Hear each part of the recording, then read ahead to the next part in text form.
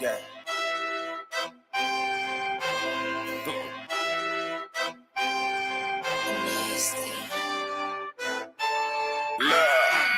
I don't make the law, but I declare you ain't one of them. You ain't fucking with me right now, yeah. You gon' shed some blood on rare. We can take it there, say a prayer. You can see him right now, yeah. I'm from the South, MJG. 8 Ball and then raised me. UGK was a sick clothes. Then a nigga heard JC. B.I.G. then DMX. LOX and DRE. TIP came after that. That's how a nigga learned the alphabet. 3 stacks in my Levi. Ice cream kept us 3 high. Get the fight and get a Scarface. Got 3-6, do you need mine? Lead bones on East 9-9. J colder than me, huh? Juvenile BG's now. Badass smoking weed now. It's legendary, very rare, but down here it's customary. We talk shit, yeah, big shit. You know why? It's cause we care. You saying that shit to my back, you probably catch one to the face. Yeah, this being it grown, find your own. The South got something to say. South got something to say, that's all I got to say. Me and my niggas be on it from night to the morning. No, I don't condone it, but I'm a component. I'm like a subonus without the baloney, but I can control it. The Trinity hold it, who rolling the dice? I'm rolling them twice, who holding my vice? Give me some ice and pull me up twice. We finna take flight, we dabbing up cry. I've been on the road, I'm dabbing up nice. Tipping the pendulum, pussy is venomous. She in the hole, she more like a synonym. She trying to go, she just like a friend in them. Chocolate and yellow, I love them like Eminem. Make them go crazy like Eminem. Chloe, Kylie, dividends.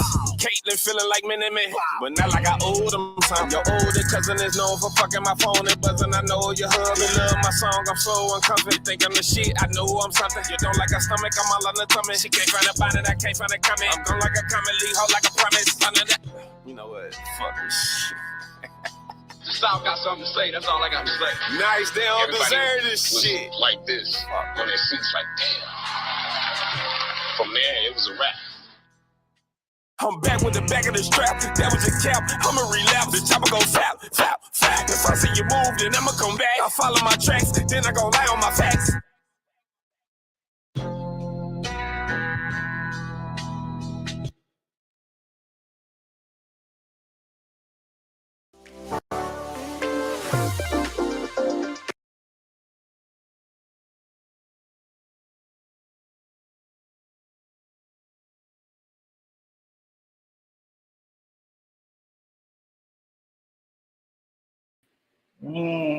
Yes, sir. Yes, sir. Yes, sir.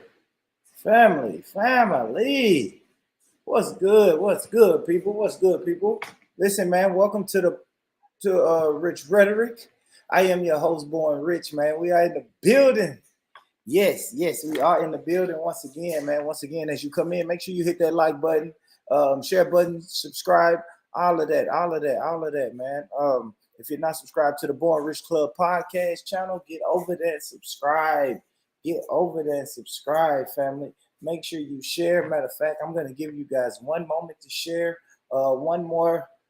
We'll play one more, right? One more musical song, and it'll give you guys a chance to share it. You know, your WhatsApp, your Discords, your wherever, however. Just make sure y'all share it.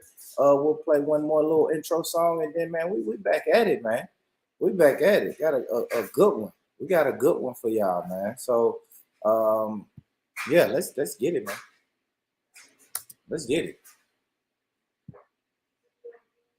it, man. The link is pinned at the top. So if you want to join, this is an open panel. So if you want to join, make sure you click that StreamYard link and come on in.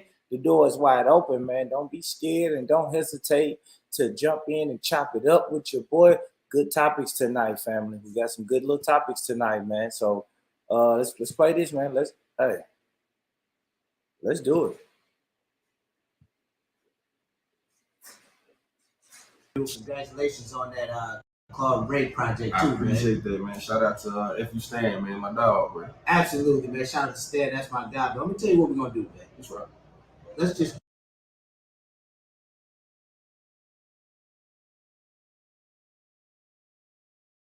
get right to the bars. Let's do it. Let's get to it. No delay, Cashville. We gonna get right to the bars. I know that's why you're here. I know that's why I be here. Nice. What you got for me, man? Play something for me. Play that nice. Let's go, man. Hey, nice. It's gonna make me take it back to shit like this. It's beyond. Look, To live or die became an ultimatum. Pray every day like the ultimatum. Create the wave like the alternator. You made some classics, how the fuck you gon' be stagnant? My decline is like your prime, fix your spine, bitch, I'm back at it. Bro, your posture so obnoxious. Up until the ops near I'm coming, they heat your rhyme and fix your noodle. These niggas die just to live a movie on Hulu. While I'm spitting so much dope, scared to show up on niggas' Googles. Crushed linens and bust spinners. Your watches look like Sonic Ice, but your shooters born and fight to guard your life. I attested what I manifest. Grew up to the sounds of men and fresh. We eating good, you niggas anorex, and I'm next. Sipping crown with the pinky up. Laughing at you niggas asking me when we linking up as I think for what? Never interested in sentiments that never lead to dividends. They penny pinch too many men with 50 cents. Yeah.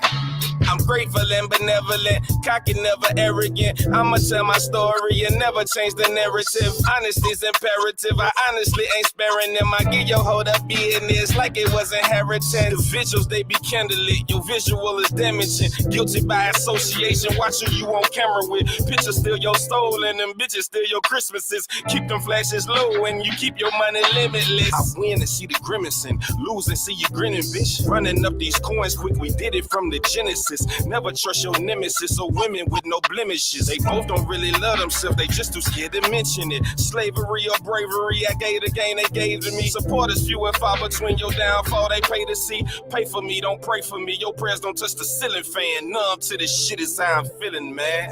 Yeah. We need a doctor. Look at his face. Authoritative draft like the police on the interstate. Ain't no nigga passing me anyway. We innovate, you immolate. Amazing grace for dinner plates. Meals with 4 courses. Drive caddies to the PGA. That escalated quickly. Your graduation aspirations got you big cap in a dress. Congratulations on emasculation. They say I'm hating if I question all these fashion statements. They spray that Drake all in your face, get caught in singing Drake-ish. Yeah. It was him, me, and Tim. I get in where I fit and find the fold, yeah. Today my daughter made the honor roll. I went and put that on your feed to give you balance when you trying to scroll. Now who you trying to troll? I backstep, you get left like that Steph. I'm seeing sheep in the wolf suit like Pat Bev. Yeah, now this some food for your soul for you microwaving hoes. What's up?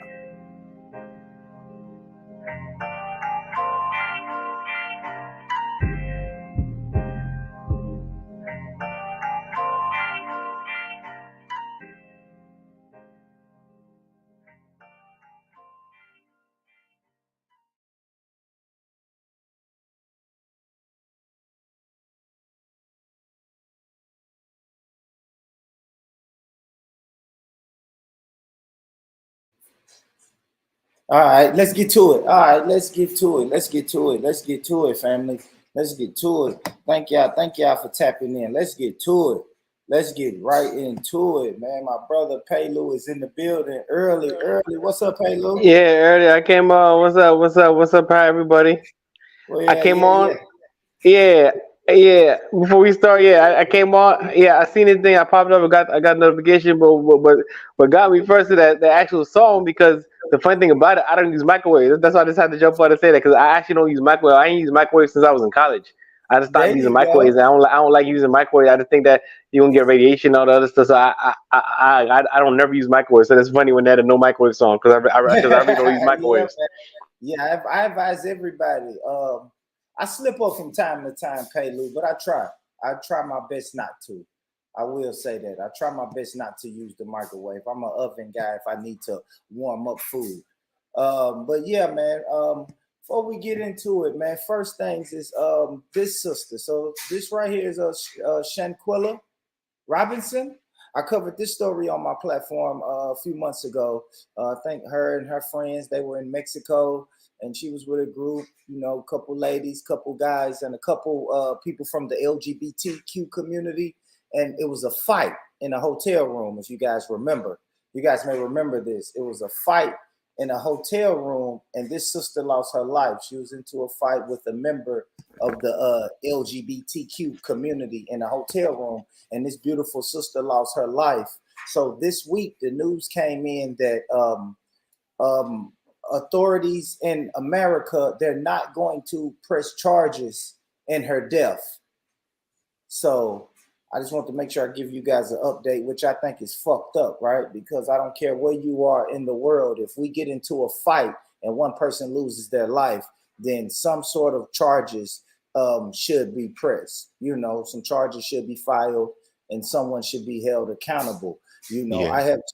I have two daughters, and I would hate for my daughter to, you know, get into a fight and she ends up dead, and nothing happens, you know, to the person that she was fighting with.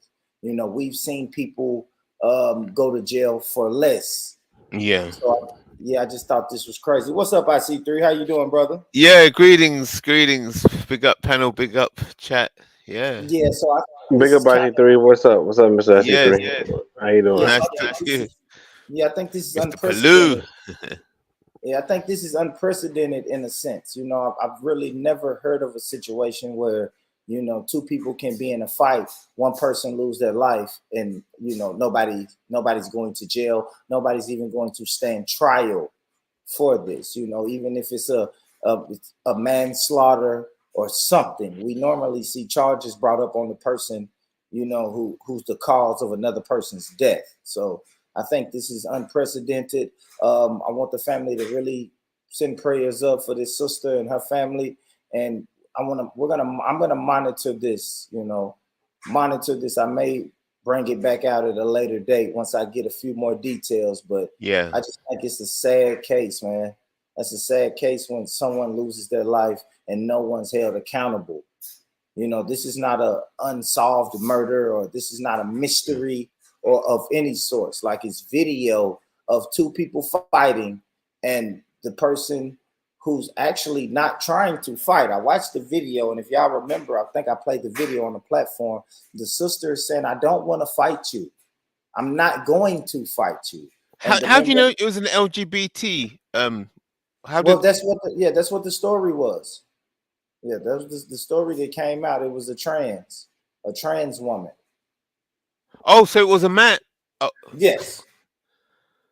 oh my God.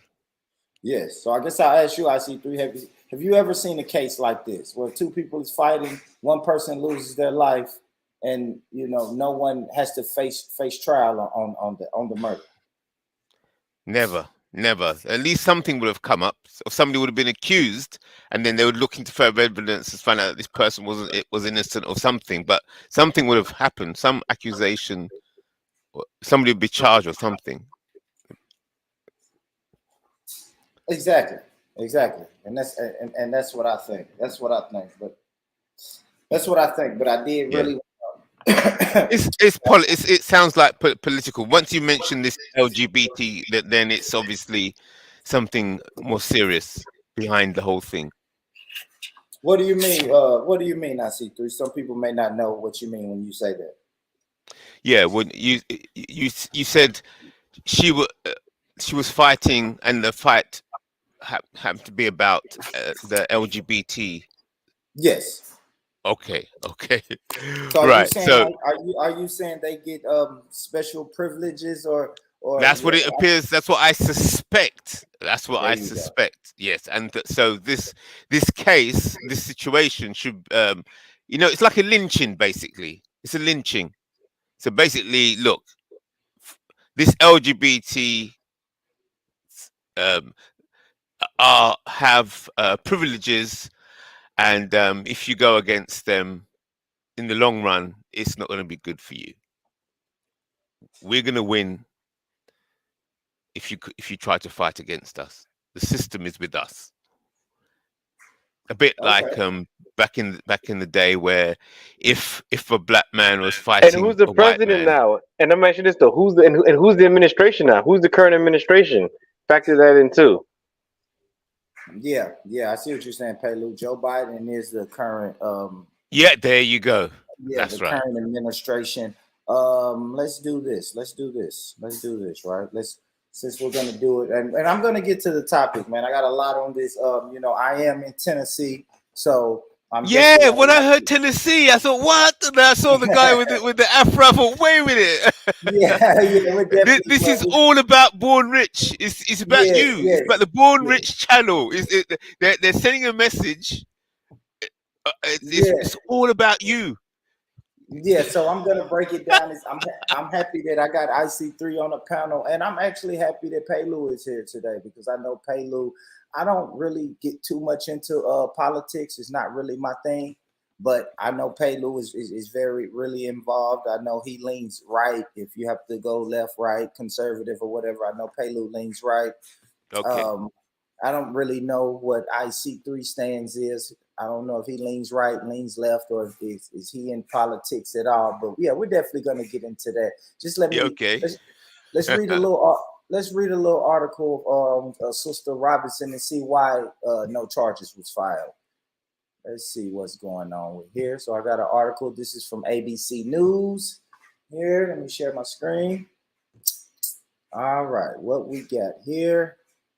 So I'll read a little bit. Federal prosecutors announced Wednesday that they will not bring charges related to the death of Shanquilla Robinson, a Charlotte, North Carolina resident who died in October while vacationing in Mexico.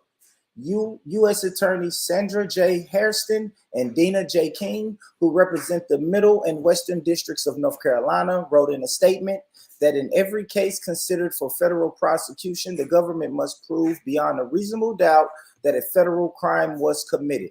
Based on the results of the autopsy and a careful deliberation and review of the investigative materials by both U.S. Attorney's offices, federal prosecutors informed Ms. Robinson's family today that the available evidence does not support a federal prosecution. All right. So it says Shanquilla Robinson, a Black woman who was found dead in San Jose del Cabo, Mexico. Yep. So I said that. She traveled with her acquaintances on vacation. And now, of course, my computer's moving slow. Okay. Ahead, Let me interject this. Okay, ahead, that's interesting. Okay, so what are they saying? Are they saying that is because a lot of like them type of crimes? Hold on for a second. Hold on. Anyway, a lot of those type of crimes, right? They might fall under state jurisdiction. So what are they saying? Are they trying to say that they're going to assist the state to do it? Like, does North Carolina have to press charges against Mexico? Like, how? Like what are they trying to? Because now it's getting into like. Don't get me wrong. The whole situation jacked up. I'm not excusing the situation, right? But I'm just trying to understand the legal argument that they're trying to put forth. You know, so I don't know. They said no federal crimes were broken. So yeah, I don't know what the state could do after that. It's weird because states don't usually deal with foreign entities, right? Most times the federal government is who goes out and deals with foreign entities. You know what I'm trying to say? Legally, right? So I don't know. They might say the state have to go do it. Like North Carolina might have to, but then it didn't happen in that state. There got to be some type of law that they're not looking at. So it's hard for me to believe there's no law in the federal system that says an American can't just get killed somewhere else where we don't investigate. Like there got to be some type of law in the fact. Like I'm not a lawyer, so I don't know the legal argument trying to do so. But anyway, it's interesting. Those are the points I'm putting up because there's different. I'm not a lawyer, but I just know there's different jurisdictions between state and federal. I don't know what kind of where this type of thing will fall to, but I'm surprised there's no federal statute that says they can go after you if something happens in a foreign country. Anyway, we need a lawyer opinion. I'm not a lawyer. Thank you very much. That's all I gotta say about that. But that's what struck out to me. Right. So let me see if I understand. So basically, this fight, she died outside in a foreign territory, and as a result, there's no legal way of dealing with it. Is that correct? Say it again. IC3. That this incident happened outside of America. Is that correct? Yes. Yeah. It happened in Mexico. Ah. Yeah. So it happened in Mexico. Let me close some of these tabs. Maybe that'll speed up my computer. My computer is moving really, really freaking slow, man. You mean what? You can kill an American abroad? And the American don't. No way. You, I know, you're right? joking, man. What? Yeah, An yeah, American? yeah. No, I no, guess you know no, what no, color. Yeah, no, yeah, no, no. So, And the people accused of doing it, the LGBTQ persons, they're Americans too, right? yeah, yeah. Everybody was Americans. It was Okay, American, a so group so of so so Americans. she's so she was going out with so she's part of the LGBTQ community too, but she was going out of the country with the LGBTQ community. Yeah, man. You know how girls have oh a my lot of friends God, in that man. community, Palu. What You a know what I mess. Yeah, mean? yeah, no, no, yeah, yeah, no, I'm just trying to get a story straight. I'm just, you know what I'm saying? I'm Yeah, just trying to, because I yeah. don't know about So the yeah. story, so I'm just trying to get the story straight. That's all. That's why I'm asking these questions. Oh, okay. Yeah, yeah. So it was her. I think it was two guys, and then another, born female, and then like two trans people. And they all So it went was on holiday together, and they're all yeah. American. Is that correct? Yep, yep, yep. They all went on vacation together to Oh Mexico. my. The Oh, drinks was flowing, and oh. an argument, and a fight ensued, and a person ended up losing their life. But yeah, all of them were Americans that took a vacation to Mexico. Okay, Oh, okay. That's something that's something that's oh that's so she got herself that's a okay. I mean, yeah, but it's all interesting. I mean, you got to watch the company you keep no matter what, because you see, because and this tells you that why you should do that, because you don't know who could protect you, because you might be out of protect. I'm doing it wrong. We still have to find a way for the America to protect them, because it's hard in those countries. Like for example, me and Jen did okay. You remember Imam Alfred born? Well, anyway, I know you remember the Imam Alfred that I interviewed over at Jen's channel one time. Yeah, yeah, the brother, Yeah, yeah, right. Yes, sir. yeah, because he actually introduced me to a case, and me and Jen and Coach Love back in the day we actually did a stream about it. We introduced me to a case about some people in Ecuador. They're Americans, but they got charged in Ecuador. They're in jail. Anyways, to make a long story short, I mean, it's hard for them to go in different jurisdictions. Like it's Mexico's jurisdiction where that crime happened. So it's like I don't know. But then again, the embassy should be able to press charges to. They should be able to. They should be able to press charges to Mexico and have it in the Mexican system. Even if you tried it in the Mexican system, they should be able to press the Mexican system. They should be able to press out Mexico. Say, look, this happened in your borders. We need you to prosecute this case to the full extent of the law. They should be able to do something. I don't know. Yeah, absolutely, absolutely. Let me read a little bit more. So the family has hired Ben Crump and Sue Ann Robinson as the attorneys. The family of Shanquella Robinson. Those are the attorneys, and they noted a discrepancy between that autopsy and the one conducted by U.S. officials, which was cited as a basis for why no charges could be brought. Federal prosecutors shared their results with the Robinson family when they met earlier the same day. These discrepancies can be credited to the delay in the investigation by U.S. officials who conducted a second autopsy once Shanquella's body was embalmed. When an investigation is delayed, the hard evidence to support prosecution diminishes. But in this case, that is due to the U.S. not considering the case to be a high priority. There we go, a high priority. And Okay, not trying. let me ask Go you this ahead. then. What was discovered in the autopsy? Like, what did the autopsy report read that disqualified it to be a case? Like, what is that something we need to know? Yeah, we do. And I'm not seeing it anywhere. I'm not seeing it anywhere. Yeah. And it says the family is not ruling out a civil suit, but they really want criminal charges brought up.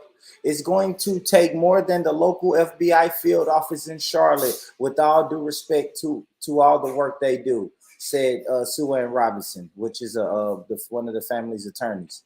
Heads of state have to talk to heads of state. There we go. There we go. That's what y'all was saying. So now we're going to have to get some high-ranking officials in the U.S. to sit down with some high-ranking officials in Mexico and make this case a high priority.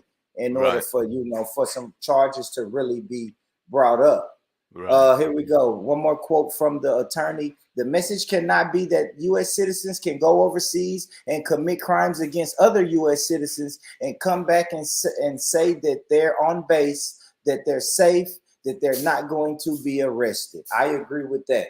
Because if me and Paylu take a trip to the UK and I end up committing a crime against Paylu in the UK, I can't just run back to America and say, hey, I'm safe because I'm back home. I agree with that. I definitely agree with that. Hey, the funny thing about it though, okay, I hate to say funny, that's not the right word. I said funny is a figure of speech. And these type of things are not funny. I mean, but sometimes you just have to laugh, but it's not really funny. But I was actually watching a movie a minute ago. I don't know if anybody's seen it. It's called Gringo, right? And Gringo, it was like a documentary. It was not Cocaine Cowboy. It was Gringo. It was one of them premium channel documentaries. It was like an HBO show. I forgot which one it was. One of them joints, right? But in the documentary though, it detailed the life of a guy called McAfee. I don't know if you remember. I don't know if you know McAfee back in the day. It was like some little antivirus, like a lot of computers use McAfee antivirus. Yeah. Okay, so the guy who invented it was actually like an evil genius. He's really smart, but he's actually crazy too, right? Anyway, he leaves. He sells the company, whatever. He leaves and goes to Belize to try to start like a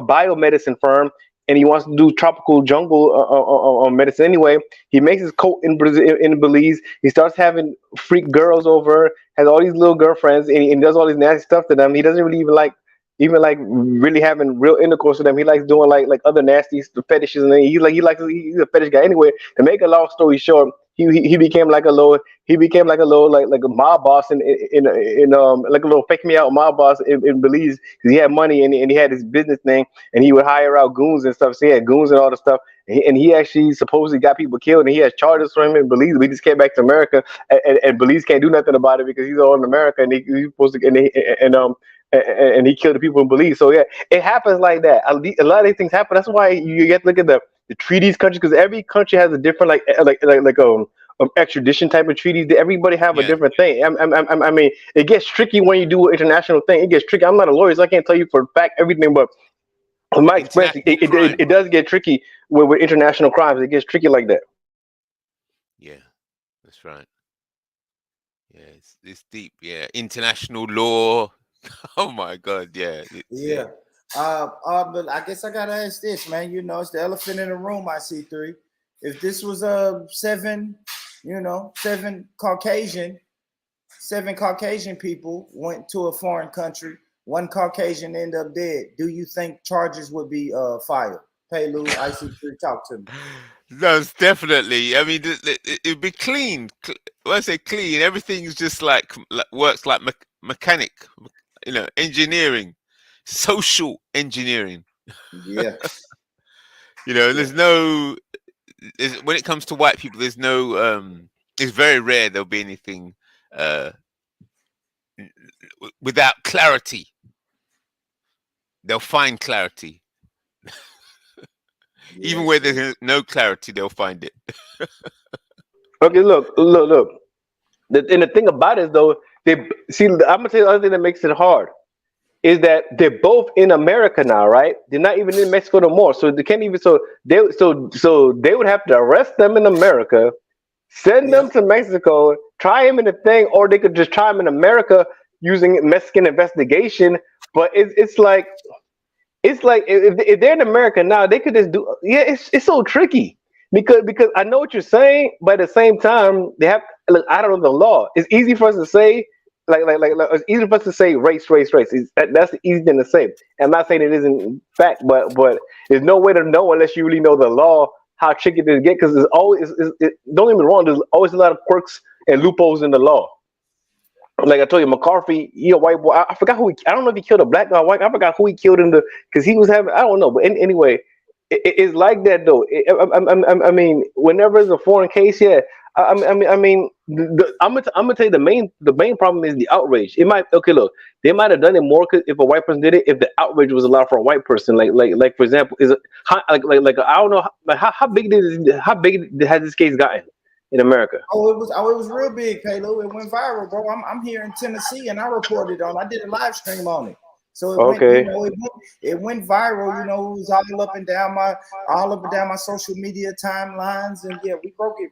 I really broke it down on this channel when it was, Okay. when it first happened. So yeah, it was a really, really big case. It was a video. So you were saying they would have to do a investigation in Mexico, but it was a video of the fight. And then I've seen a couple of the people who actually traveled to Mexico. They went live.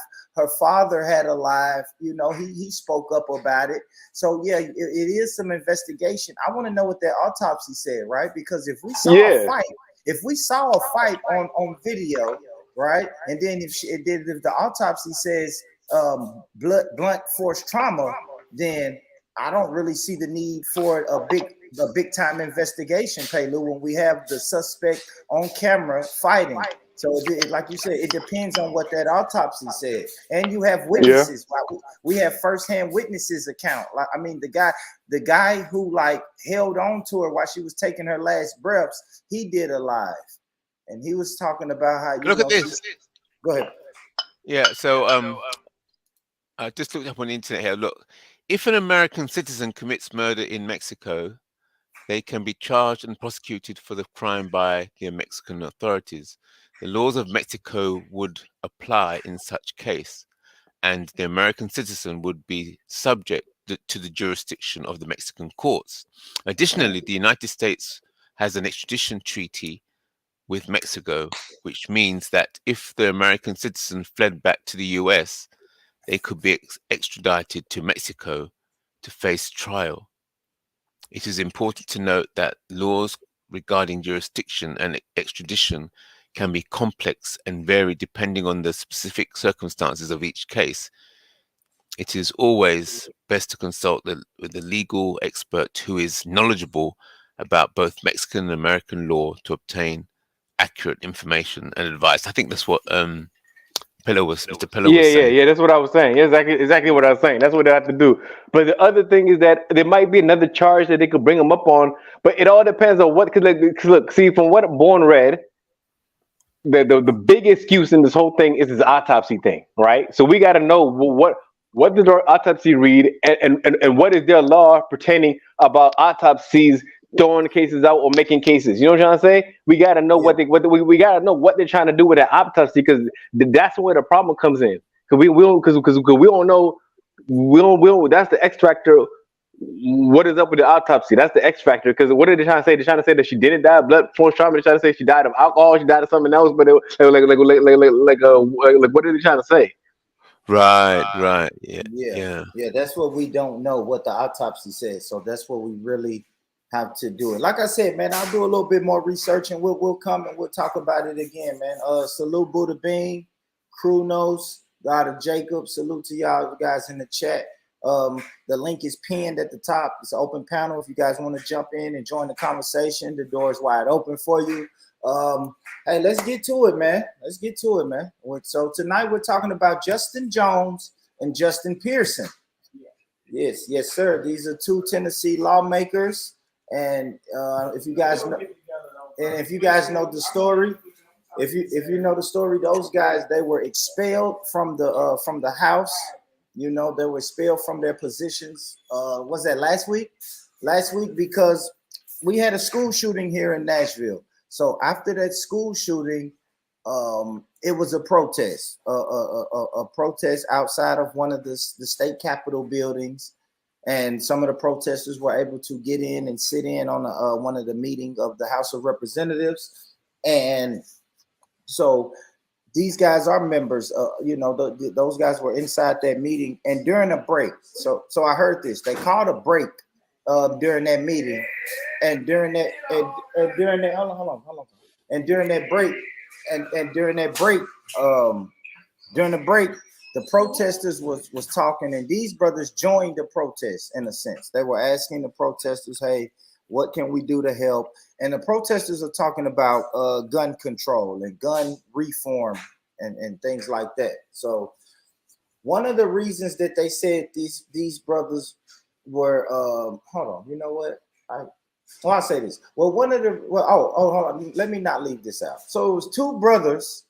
It was two brothers and a white woman. The white woman, she participated in the protest also, but she was not expelled. They did not pretty much kick her out. They didn't kick her out. But they said the reason they kicked these two brothers out, I think because of the color of their skin, but the excuse was these boys grabbed a megaphone and they spoke on a megaphone. They didn't show correct decorum when it comes to the Senate and the House of Representatives and stuff like that. So that was the reason that these two brothers were expelled. Right. And this okay. And run it by me one more time again. So they were in the House of Representatives. The protesters came in. So why are they charging these guys? Like what? Because he got up and spoke with a megaphone when they were being rushed by protesters. Well, no. The protesters were in. The protesters were inside of the house. I guess this meeting was open to the public, and there was an organized, peaceful protest. You see what I'm saying, Paylu? We had like I said, we had a school shooting in Nashville, and then maybe a week later, this meeting was scheduled. This meeting had already been scheduled. So protesters organized and said, okay, we're tired. We want gun reform. So we're going to go to this meeting. So they end up showing up to this meeting, and these brothers and that one white woman, they were inspired to see all of these protesters because these brothers, they fight for gun reform. You see what I'm saying? And the Senate and the Congress is majority Republican. So in Tennessee, you got your good old white Republicans, good old rifle-toting white Republicans that's never going to give up their guns. So these brothers were already in the minority, being Democrats, in the House of Representatives. So they seen the protesters, they got a little excited. And when it was a break in the meeting, they went and started talking with the protesters. And then somehow they got a hold to a microphone and start giving their spiel and their speech. And I think they was accused with using the megaphone, which they said is bad decorum for a person in their position. And they also was hitting and smacking on the podium as they were speaking. You know how people do, get passionate, Paylu. And so yeah. So I mean, don't get me wrong. A breaching decorum, right? You are going to, for an official position like that, a breaching decorum, you are going to take a penalty, right? I mean, just because the nature of the thing, right? The nature of the thing. A breaching decorum like that, they are going to take a penalty. But if it was just like a part, because what did they announce? They didn't announce a suspension or they announced that they were gone forever. Because they might have took. I mean, for a breaching decorum like that, they are going to take a penalty. There's no way they're not going to take a penalty though. They're going to take a one type of. But what I'm trying to say, it might be too big for the. It might have been too big for the. You know what I'm saying? It might have been too big for the crime. You know what I'm saying?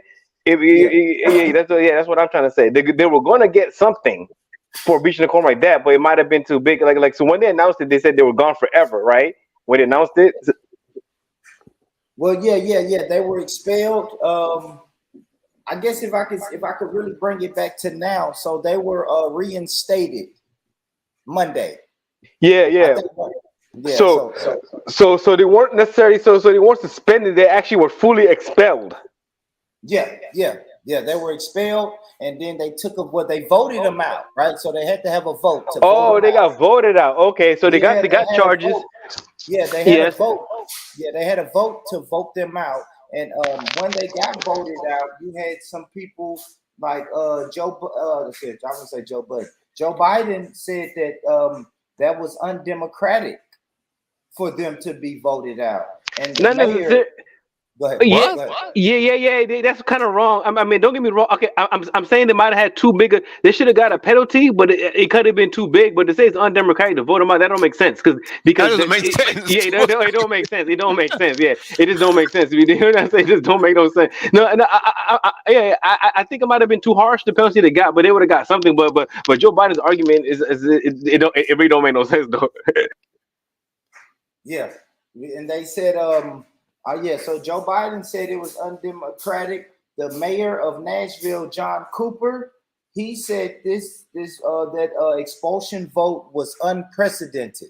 So they're saying it's never happened. Nothing has never happened like this. But I did see an interview with Justin Pearson, and they did say the only people to ever be expelled like these brothers were expelled, the people who were expelled, they had criminal charges brought against them. That's why they were expelled. So they're saying these two brothers are the first two people to ever be expelled without any criminal charges brought against them. Yeah, because it's a lack of decorum. It was too much of a crime. They should have got something, but it shouldn't have been expulsion. They should have got like a 1 day suspension or something like that. It should be. You know what I'm saying?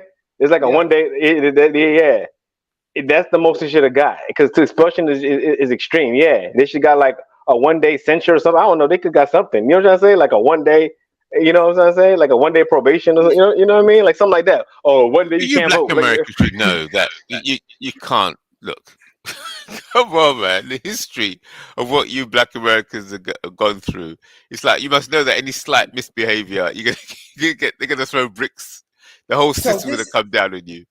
Man, I love you said that, IC3, because I always say this, right? I always say white supremacists make up the laws, rules, and decorum as they go, as it goes along. They just freestyle it. They just make it up as they go.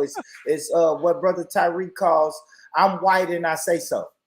So it's, we don't like you Negroes protesting loud with a bullhorn in our courtroom. So we're just gonna make up the laws as we go, and we'll just vote you out.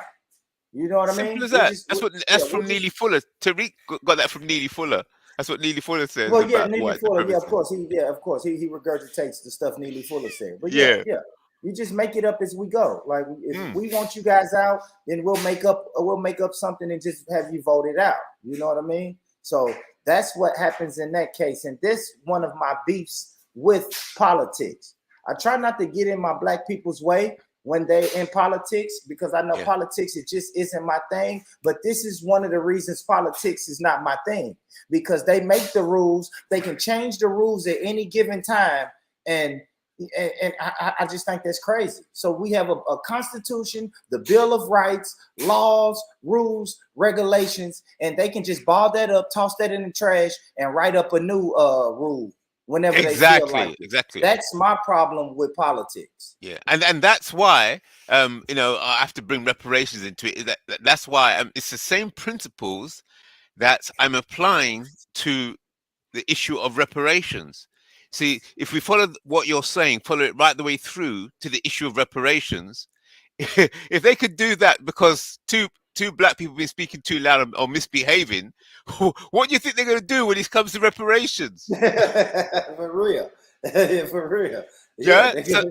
So that's why I keep trying to persuade you Black Americans, look, I know you're strong. I know you're part of the most powerful nation on the planet, but you're going to have to, Black Americans are going to have to link up in some way with the diaspora and the African mainland in order to create an entity, a sovereign entity, to get what you deserve from America.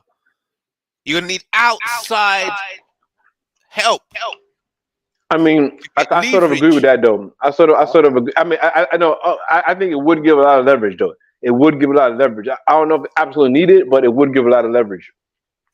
It would give. That's definitely true. That's definitely true. It would give a lot of leverage. Yeah.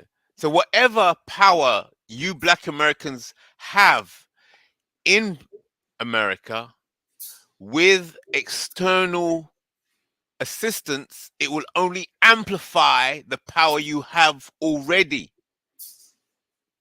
within America on American issues. But you already know what they got to do. The first step is they got to divorce themselves from the white devil. And you know what the white devil is? This white liberal, this white leftist. Right. That's right. Yes, I I like the agree. way you Yeah, presented that. I agree. Divorce I'm themselves. not even right. You know, I don't lean left or lean right, but I do agree with that, Paylu. I think we have a dangerous loyalty to the Democratic Party. And Malcolm X said it. He Yes, I prophesized it. agree.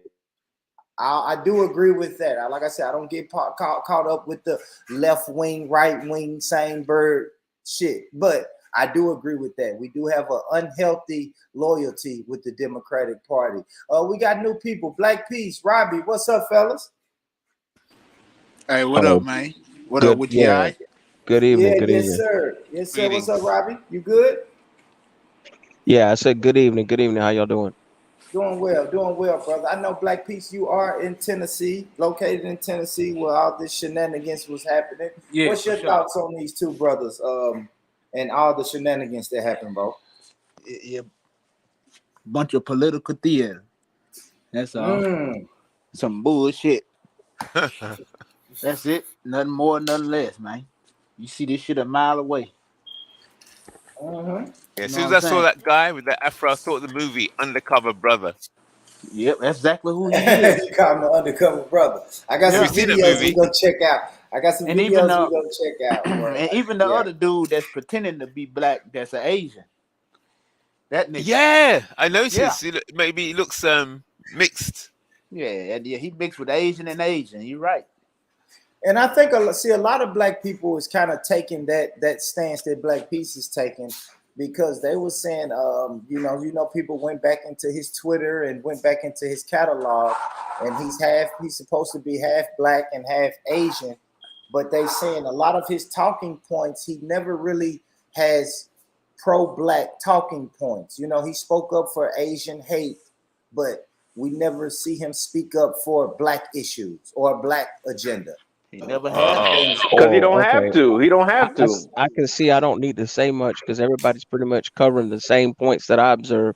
I just call it performative blackness, and their performative actions are mainly to push the agendas of, you know, some of the white liberals, some of them other LGBT groups, and all that other stuff.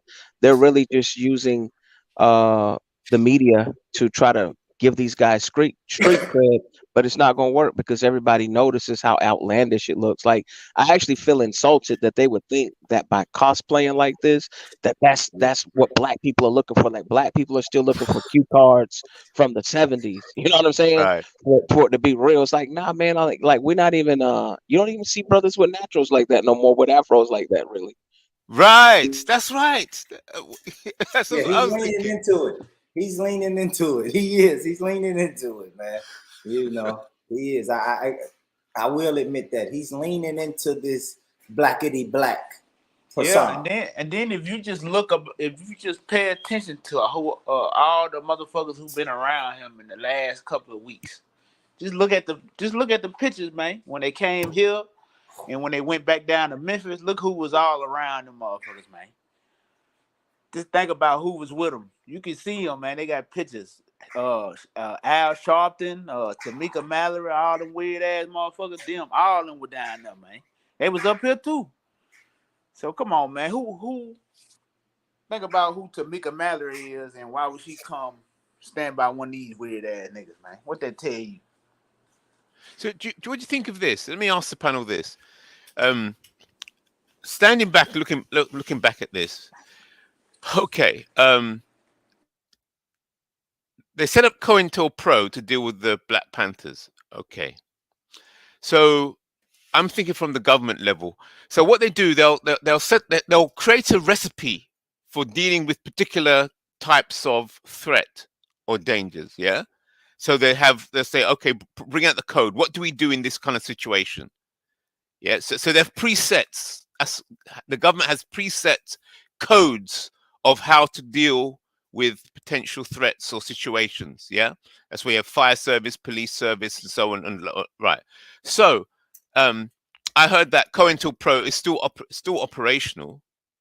So it's almost like the reason it appears like, oh, we've all seen this before, is because there's no update. They have not updated the model for so basically in the background, black people are getting organized and doing something. So they have to go to the rule book and say, okay, look, the black people seems it looks like trouble's coming. So let's go to our rule book and how do we deal with when black people look like they're getting organized and about to do something. So they run to their library, pull out the file, and then apply the code for today. So it looks like it looks old fashioned. It looks like what these people doing? The reason it looks off key is because they have not updated the file on how to deal with potential black nationalism.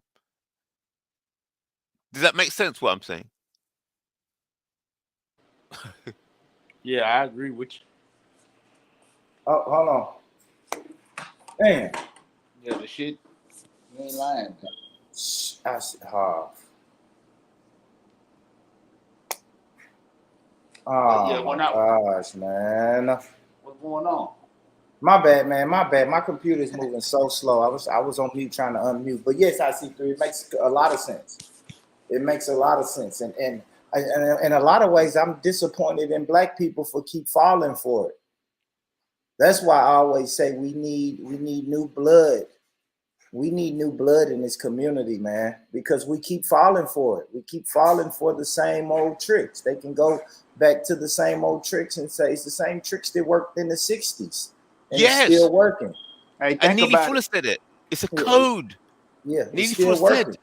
Like Black P said, they will give you your activists and your leaders. And whenever a black person does anything, we can just set you up with these leaders, with Al Sharpton and, you know, Tamika Mallory and all of these quote unquote activists that they've given to us. And that gets the black people excited. Yes. It's the same characters. It's the same characters. Every time. And then you will see. I really don't think it's working anymore, though. That's why they're going to these extremes. Because this newer generation or people like ourselves who get on these panels it's not just this channel, man. There's a whole lot of people now starting to wake up. Why do you think they keep saying anti-woke? That just means anti-black conscious, right? Right. This person is too woke. Well, shit, what you want me to be asleep?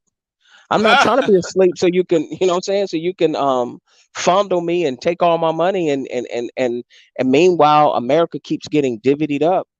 You know what I mean? They say get your piece of the pie. At this point, man, we're down to like not even chicken nuggets, but chicken bites. You know what I'm saying? There's not a whole lot left to be distributed. So it's like we got to get down for ours and fight. You know what I'm saying? Another thing, let me put this to the panel.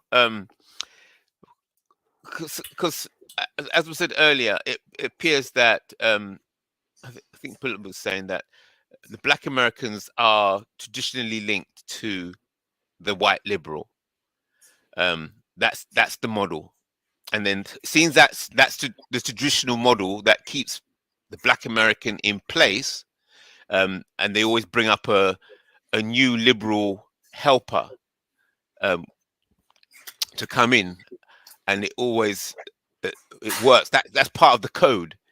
So if the black Americans start losing faith in the white liberal, that means they're going to start putting their faith elsewhere. Yes. And start to seek alliances. Exactly. Elsewhere. They need to. Exactly. Yeah. They need to. And they got to be objective because see, look, they made the black box to keep us as crabs in the buckets. They made the black box. You have to understand, but it's still black people's fault for agreeing with the black box. Stop agreeing with the box they put you in. Because they made you a crab in the bucket. And they like you, they like you that way. They want to keep you that way. They support your degeneracy so you can support their degeneracy. Right. You know what I'm saying? They pay you to be degenerate. Yeah, so tweaking. So that's why they can bring up the old models and you recognize the old patterns because it's the same code. White liberal. It's like the Undercover Brother movie. It's serious. It's a comedy, but it's serious. It's like, okay, bring in the white woman, or bring in because that's the equivalent of the white liberals. Yeah, bring it. Yep. That white bitch. Yeah, so a white woman to a black man is the equivalent. When you scale it up to a community, it's the equivalent of white liberals to the black community. It's the same. It's scalable. It's like a fractal. Yeah, and it actually Math. goes vice versa with both sexes too. Interesting. Because it's almost like the white zaddy too. It's almost like it's almost like the slave masters, like the Bedouins. They have both relationships locked down. Yes. They got both You're relationships right. locked down on a plantation. Yes. It's a political plantation. They got both relationships locked down. Right. I just want to make one point, but I'm assuming when everybody's speaking, they already understand this and know this. But if they don't, I'll just try to do a brief synopsis. When we use terms like liberal and conservative today, we have to understand that there was a difference between liberals and conservatives, uh, 100 years ago, even at the time that Malcolm X was speaking. And the interesting thing is, and I hope they still have the video on YouTube, there was a guy, because you got to understand, like, what we consider conservatives today, they actually were Democrats at that time. You had the open KKK and all that, like all the MAGA crowd that we see today, they would have been Yeah, quote I unquote think the liberals Democrat crowd is back still then. the Democrat crowd. Man, I don't think talk over me. that's Don't the talk over me, okie doke. please. Don't talk over me, please, because this is the Yeah, whole please point of what I'm explain. Yeah. saying. And Yeah, because go on. it's cringeworthy. It's like we're sitting here acting like they didn't do a switcheroo, dude. There's this thing called the Southern strategy, where you had all the openly racist, just like, no, that's the key word, openly. We know Right. both parties are racist and ignorant because both parties condone Jim Crow racism. It's not like the Republicans tried to end Jim Crow. You know what I'm saying? Like, let's not build up the Republicans like they were just, flawless. Both of them were comfortable with our enslavement, with us being lynched, the whole nine. It was the Republicans that turned their back on us and allowed Jim Crow South to even be instituted. Lincoln and all of them, they allowed the Union Army to pull out of the South. So my point is this: there's a thing called the Southern strategy, and they said since Lyndon B. Johnson, is advocating for civil rights, a lot of those racists from the Democratic Party switched over to the Republican Party. That's why you keep seeing KKK flags, all of these MAGA puke saying all this openly racist stuff. So now what the Republicans have deceitfully done is they'll bring up old footage of somebody criticizing liberals, and anybody with common sense will see, like, wait a minute, all the open card carrying racists with the rubber flags have now moved over to the Republican Party. It was just a migration. It was a shift. So now there's a play on words. Why? Because most of them are still doing the same crap they were doing 100 years ago. They're anti-black, anti-gay, all this. Obviously, we don't support the gay agenda, right? And the feminization of black men and all that. We understand that.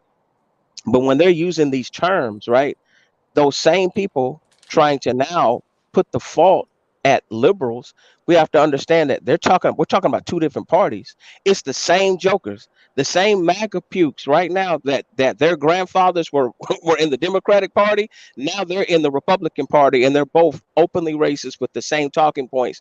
And when you listen to the alt-right motherfuckers, I love them because they're straight up tell you, you know what? Yeah, we like to say tomato, but when we really boil down to it, we want to dilute the Constitution, give everything back to the states, and we want a white ethno state. We don't even want America no more. We are tired of playing synaptics. I mean, what is it called? We are tired of playing word trickology with you Negroes now. We just want to go back. This one dude basically said it in an interview today about wokeism. He said, "Man, we want to take it back to the before the '60s where there was segregation." He said segregation was good.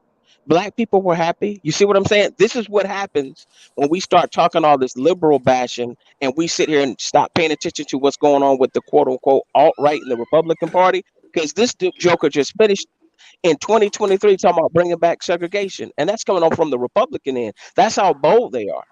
And that's because, Right. you know what I mean? So when you have black people talking about, yeah, it's the liberals, let's be specific with the time period. Oh, wait a minute. This was a MAGA liberal. This, in other words, your great grandfather was a MAGA liberal, and now you're a MAGA Republican. So both of y'all can catch my magazine fully loaded with a scope. You know what I mean? And I'm gonna land my plane. Yeah, I don't think it's no significant difference in neither one of them, not then or now. So I don't see no significant difference in either one of them. From the Yeah, 60s thank you for to that. now, the liberals and the conservatives always been brothers. They always Hmm. sat at the same table. They always Yep. broke bread with each other. Never been no difference between them Look up motherfuckers, the man. Southern strategy. It's on I know YouTube. about Look it. up Yeah, the I know about yeah. it. Yeah, about half and half. Some of them stayed over there. Some of them went over there. Yeah, about half and half. Yeah, I know about it. Thank you for that. Richard Russell died.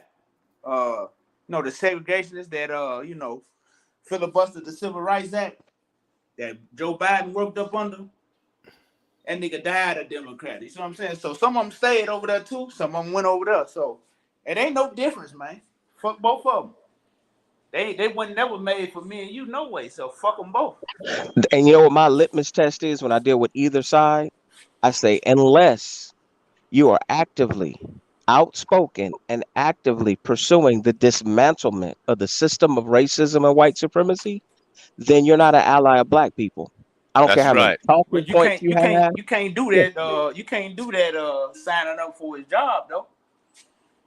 You No, can't I'm do talking that about up there. white people. I'm talking about white people who will say, I mean, I'm an ally of black people. I'm like, don't show us with words, show us Yes. with action. Because, like what you're saying, Nah, they hell will nah. get on their job and be quiet when they see a black person being discriminated against or abused Yes. or Yes. get laid off. They won't say a word. So, being silent to me is being worse than being complicit. It's like you're the reason why there's no change. Because you know what it That's is? right. They'll deny that racism exists, but they're scared of the same racist element that we're afraid of. They're scared of the same rogue cops. They're scared of the people at their job that they know. If I speak up for Brother Robbie or for IC3, you know what's going to happen? Now these racist crackers going to start making threats towards me. They may Yes. kick me off my job. They may Nah, start Yes. man. firebombing my house. You see what I'm saying? You know what Yes. it is? We're not cowards. That's what everybody stands behind us. Asians have bowed down and gotten buck broken. You know what I'm saying? They're trying to hide their black ancestry, you know what I'm saying, from the indigenous people there, and they're willing to just go along with team white supremacy. Everybody Right. else has bowed down. We don't bow down. You know what I'm saying? That's the difference because we don't have a Right. closet to hide in. Our skin Right. color is our uniform. You know what I'm saying? Exactly. You know what I mean? It's like so it don't matter. 100%. Yeah, 100%. yeah, I agree. I agree, man. And a lot of them, they can't speak up too much because they don't want to lose their privilege. They're gonna they're gonna be your ally, quote unquote ally, to a certain extent, but they're not gonna give up their privilege to ride with you Negroes. Never. I agree. I don't even think it's that. I just think that shit. They only believe in that shit in theory. That shit that come out their mouth. They don't believe in it in practice though. So it's good to say because you can say shit for free, right? It don't cost you nothing to say some dumb shit, right? So they'll Yeah. go down So, there and say that shit 100 times over for you. But get mm, what they ain't gonna do with their councilman. They ain't gonna tell, hey, we need y'all to dedicate some goddamn land over here for some people who got fixed income to live. They ain't gonna tell them motherfuckers that at the council meeting. so what do you think of this then? Let me put this to the panel. Let me see if I'm getting this model. So you have Black America, and it appears to me that it's Black America that's generating the wealth of America, and then that wealth is being used to weaponize America, and as a result of that, America is ruling, the most powerful entity in the world. Okay, so that wealth that's been generated from the Black Americans now, that's the power source of the most powerful entity on the planet. So the power source is the Black American and the Black American mind, and what Black Americans produce. Right. So in order to manage Black America, you've got to have the so-called on. You got to have the white liberals or the white woman, basically. The night that so white supremacy has its nice face and it has its feminine face and it has its masculine face. So you've got to come with gifts, yeah, to keep the black American in order. So therefore, if they start to start to look like they're going to losing faith in America, If the Black American starts to lose faith in America, you've then got to shower them with money and anything just to keep the Black American, keep their faith in America. That it'll work for them. I get what you're saying. Look, IC3, it's deeper than that. And I've said it before, and you kind of reminded me when you were speaking. It's not so much that they have to control Black America anymore, because they've already kind of sucked the blood out of the penny from 100 years ago in terms of us helping to be the foundation of their wealth now, to the point that they've been able to project globally. Now they have other groups of people, mainly Hispanics, right, that they can exploit, right? So that's why even politically now, to a degree, even the Democrats get a little sassy with us, because they're like, well, shit, you used to be our bottom bitch. We don't need you anymore. We could cater to Right. these other people. But here's the thing. Right. Here's the thing. And this is what always been a linchpin. What they try to do, whether it's accurately true or not, is always maintain our position on the totem pole in terms of perception. Now, follow my analogy, what I'm about to say. If I've told everybody that they have to drive a Tesla or an Escalade to quote unquote symbolize that they are successful in America, if I'm a white man with a Tesla and I see other white men with Teslas, I may be a little envious, but after a while, I'm going to feel like I belong and I have it. But if I go across the street and I go to my job and I see Born with a Tesla, IC3 with one, they see me with a Bentley, they see me on my Facebook, I'm taking my kids out to eat. Like I'm not fitting the narrative that they've seen, because in almost every movie they always try to depict Black poverty. They try to make us the face of poverty, so Yeah. that can motivate them to stop looking at Elon Musk, to stop looking at all these very successful billionaires and people who are raping them dry. They could just look across the street and be like, see, I'm glad I don't live over there. See, I understand systematic racism and everything's unfair, but in terms of things, in terms of material value, that makes them feel like they're successful. But see, the thing of it is in reality, you got more middle class Black people than they're aware of. You got more Black people that even if they don't have the money, that will invest in materialism, right, and project something different than the image that they have. That's why we had that phrase in the 90s, cash money millionaires. You got a lot of drug dealers that aren't starving. You had a lot of people who were COVID protected and recession proof. You know what I mean? Not everybody's broke in the hood. It's the people Right. that got honest jobs, that are middle class, that are struggling. You know what I mean? Right. Niggas ain't just throwing this money up on Instagram and it's prop money. You got some cats that got a couple of 100,000 stashed away and they just don't spend it on bullshit. That's the stereotype, that we don't have Right. nothing. So when reality meets their fantasy and their need to feel like America's for them, then the caveman comes out. Because they're like, they're Right. angry. They're angry. They're like, Tulsa. wait a minute. Right. We put so many hurdles in front of you. You're not even supposed to qualify for a Tesla. You're not even supposed to qualify to move in my house. America's not Right. supposed to work for you, nigga. How you become president? You know what I'm Right. saying?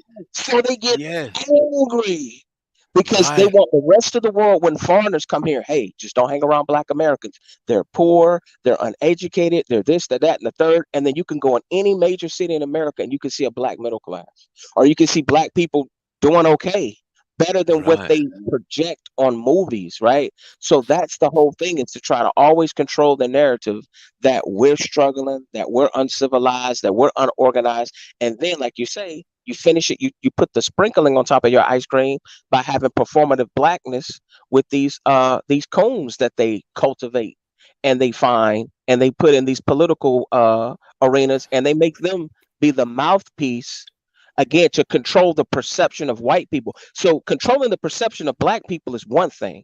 See, we're waking up and dispelling the myth. That's causing white people to have a problem. It's like killing their high. They're like, wait a minute. Right. I thought Yes. niggas was This is fucked deep. up. Wait a This is minute. deep, man. Wait a minute. Wait a minute. Y'all are not as stupid as I thought y'all were. And not only that, now that I really look at it, a lot of white people are poor in Kentucky, Mississippi. Man, they're living out of trailers. You know what I'm saying? Right. Telling nigga jokes. And those are the people that they're afraid of. Is the poor white people saying, "Hey, what is this America?" And they lose faith in America. And then they're going to want an Exactly. alternative.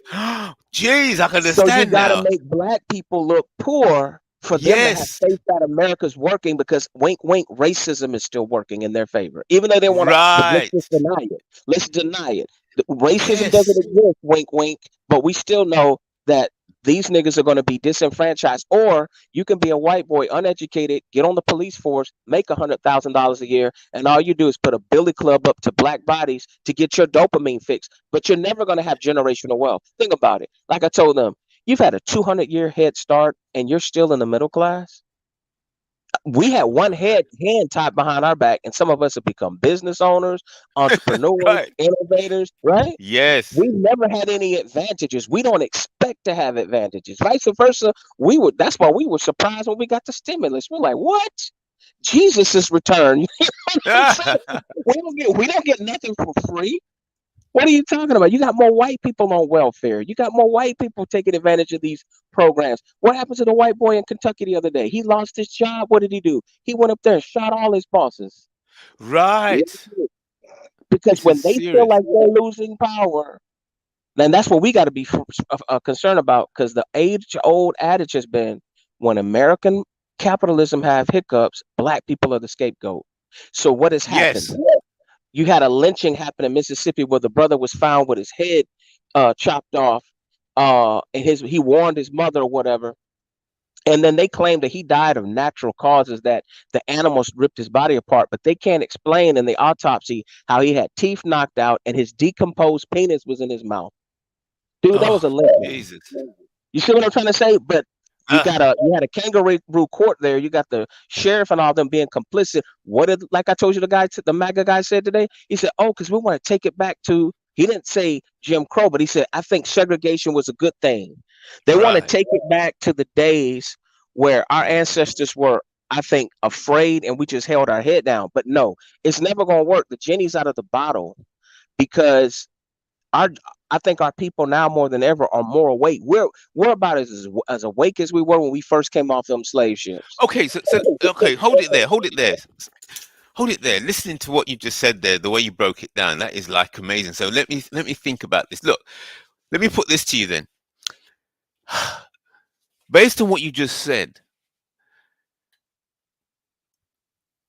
it appears to me that Black America, the Black American, has to detach himself from America Yeah, if he's going to survive, because if he keeps going and he gets too much success, you're going to bring out the caveman, as you said. Bill Cosby, R. Kelly. Do you know somebody said today what happened with R. Kelly? They said, guess what happened to R. Kelly? Michael Jackson got those accusations when he became a billionaire, right? Yes. Do my research, cut my left pinky off if I'm lying. There was a guy that was working with R. Kelly to help him with his case when the accusations first happened, right? And he asked him, why are they coming after you? You know what R. Kelly told the guy? He said, because I started auditing my record company. He said, because I was looking at Jay-Z, Puffy, and seeing how much money these guys were having. He found out that his catalog was worth like $1 or $2 billion. They were underpaying him and they were robbing him. So he was getting lawyers and getting ready to renegotiate contracts and get There his you money. go. As soon as he did that, all the bullshit happened. Yeah, It's an I Right. can believe that. I'm gonna I be can honest believe with you. that. I can I'm gonna be believe honest with that. you. Even with Trump, I'm not a Trump fan, but they need to go ahead and tell Stormy Daniels to just take that teaspoon of semen and that $100,000 and keep it moving. The only reason why she broke the agreement she did is because she wanted to write a book, because she stood to make millions right off of books. And that $10,000 that Trump initially paid her, man, that's how much porno stars would make back on movies if they were top earners back in the day. It's not like they got royalties like artists; they would just get like $10,000. The average person who did porn would only make like $1,000, $500. So my point is, she wasn't raped. Why is this even a news story? And I'm not even really a Trump fan, but you see what I'm trying to say. They always want to turn you into a sexual deviant, especially that since they done hyped up this Me Too movement thing, and that's been used to destroy black men. They Yeah. did it with Bill Cosby. Anybody, look, they don't mind you having wealth or riches. They just don't want you to have power. Do you know how? Right. This is what I'm saying. When you have power, you're not Power. even worried about money because you'd have so many Yes. generations of wealth. You're just trying to maintain power. You're just going to decide: Yes. do I want IC3 to open up one business or 5 businesses? If this nigga open up 5 businesses and I can't get a piece of it, then I'm gonna say he fucked with a trainee wearing a polka dot jumpsuit. That's what I'm gonna say. Yeah. It's power. It's about power. Right. So watch this now. So let's think this through. How can Black America capitalize on blackness and at the same time detach from America? Because the wealth is actually in blackness. How are they going to do that? I'm gonna be honest with you, and this is my personal opinion, and I think it's gonna happen, and some of it's biblical scripture. At this point, we need for them to cannibalize on themselves, and they're kind of starting to do it. But some of them are awake, and they understand the old playbook of always just painting us as the boogeyman. But if they're running out of Negroes to blame for the economy, for everything else, what January 6th showed you that yeah, they're ready to fight amongst each other. So I feel like we should just let them weaken the elephant, and then we come in like a pack of hyenas and finish it off. Because we're not Right. strong enough. We're not strong enough to go against the military, against the government. They'll crush us in a heartbeat.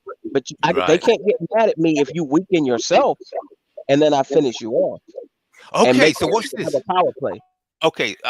I agree with you. So therefore, would you agree that all black Americans have to do, or is to begin to start extracting themselves from America, and then that automatically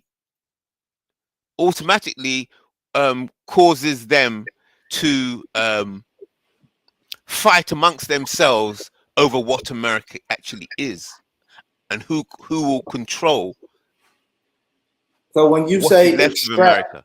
are you saying leave? No.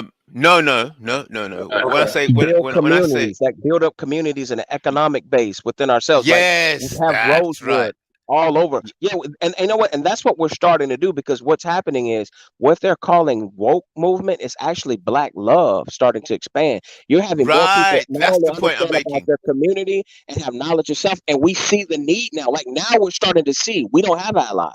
And you're starting to see enough black Yes. athletes and celebrities recognize it. That's why they got scared of Kyrie. Yes. That's right. All You're that is on like, it, wait a man. minute. They're like, wait a Yes. minute. There's enough black people now that realize, like, look, man, being the only nigga in my neighborhood ain't fun no more. Why? Because I got to deal with MAGA hats, lions, tigers, bears. In other words, being isolated by myself is not safe no more. A Yes. Karen can pick up the phone and call the police on me. You know what I'm Yes. saying? Somebody can Yes. accuse you of anything at your job and get you fired. Oh my God, he sexually harassed me. Oh my God, this Negro is aggressive. We need to give him a felony. When he can't vote, when he can't buy a gun. You know, and the thing of it is the situation that we're dealing with. I think black people around the world, especially Africa, are in the same circumstances because, again, when it comes to Yes. the IMF and foreign direct investment, they literally are controlling how they choose to value your resources as opposed to you setting the value Yes. of your Exactly. resources. Yes. See, That's right. as long as I can come to your house and be like, you know what? I know you say you paid $10,000 for that sofa set, but I think it's only worth $200. Take it or leave it. You know what I mean? Yes. Like that's the Yes. type of games that they're able to play. Why? Because they have the armament. Power. They have They the have. military. That's what backs their dollar. So that's why people make me laugh when they say, "Oh my God, the U.S. dollar is declining." I'm like, to a degree it is, but they got enough. They're so gangster with their military, bro, that they can still do government. They can do leadership changes. They can Yeah. still bribe enough people with money, with currency, because we're Yes. still trading in U.S. dollars. And also, too, don't think that China and Russia want to nuke the whole planet, because if they did that, they can't make money. You go kill off all your Exactly. customers. So the whole idea is to intimidate. If I have you in a perpetual state of fear and you are too busy focusing on work and consuming and worrying about whether you're going to have a place to live, I'm going to have you operating on such a primitive frequency that you're not even going to be privy to conversations like this. You're not even going to have Yes. time to think and to consider an alternative. But Yeah. COVID caused a lot of people to wake up and realize that their job wasn't secure. I'm talking about black Yeah. people.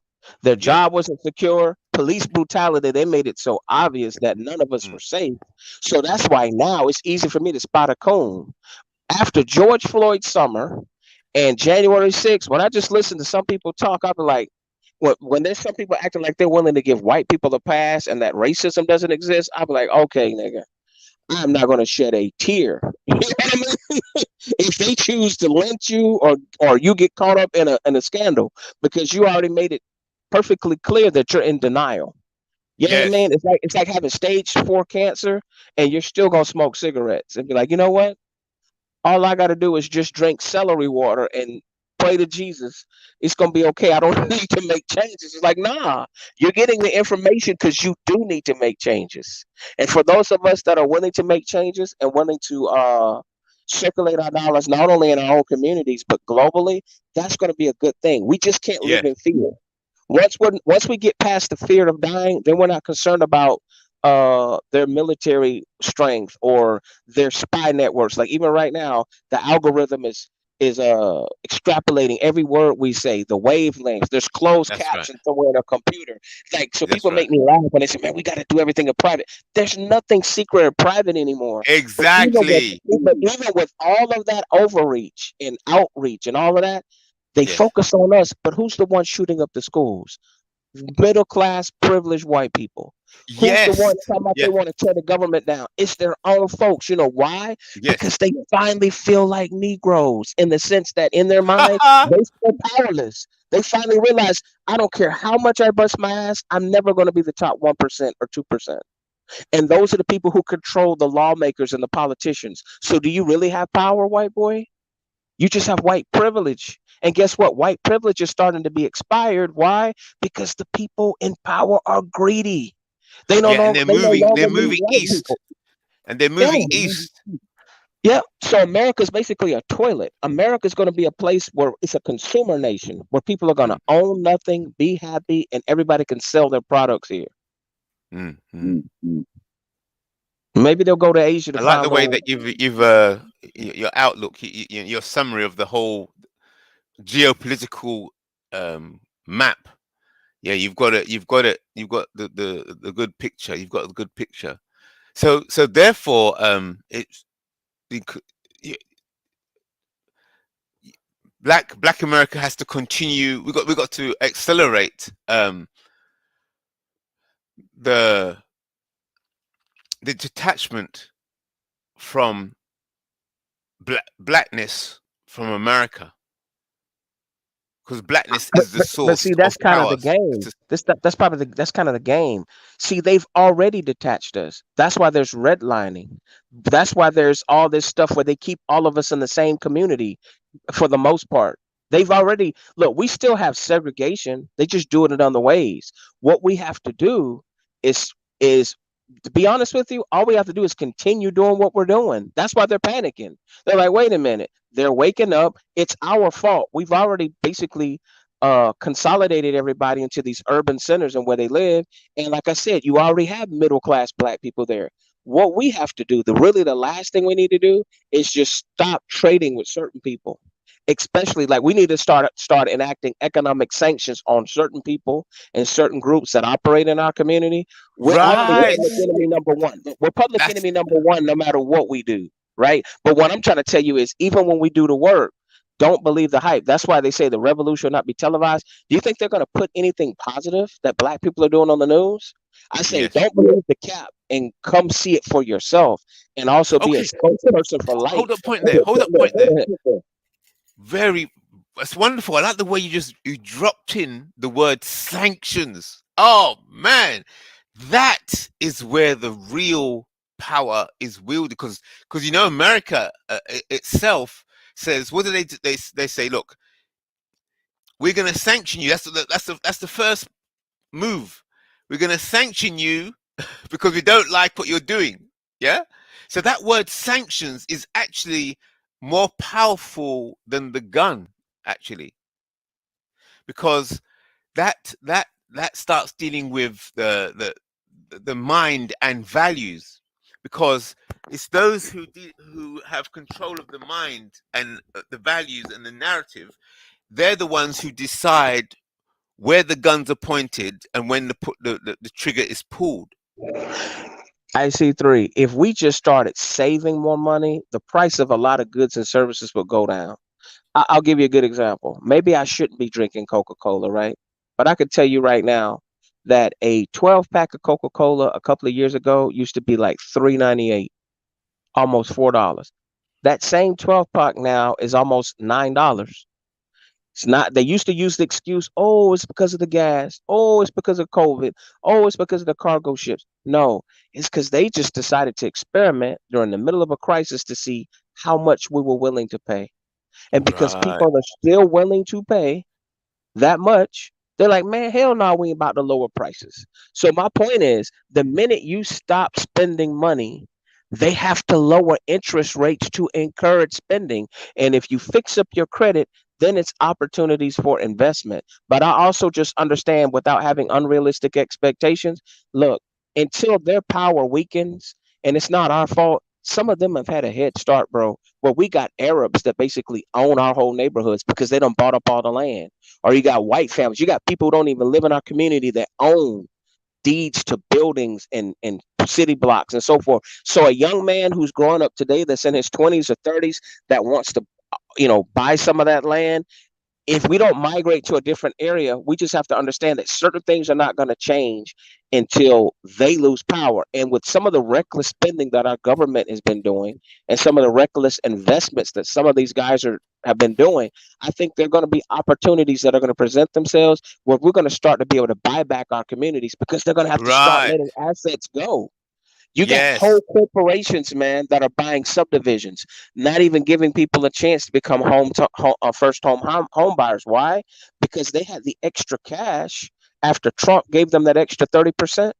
What did they do? All these corporations that started automating, laying people off, and then some of them have hedge funds to have corporations that are buying up entire subdivisions, and they're just becoming landlords because how they look at it is, we don't need to make money today. We want to be able to control your Yeah. neighborhood for the next Yes. 100 years, for Yes. the next 60 years. And in doing so, they can shape politics. Why? Because they can deploy economic sanctions. And how could they do that? Like I told you, when they want to gentrify, they simply raise the rent. When they Yes. say, you know what, we want to magically turn this area white. Well, let's raise the price of rent up $300-$400, $500. Yes. Simple. And then, One and then, move. and then on top of that, and this is the real key thing, and I'm pretty sure the British government does it too. Let's not forget money laundering.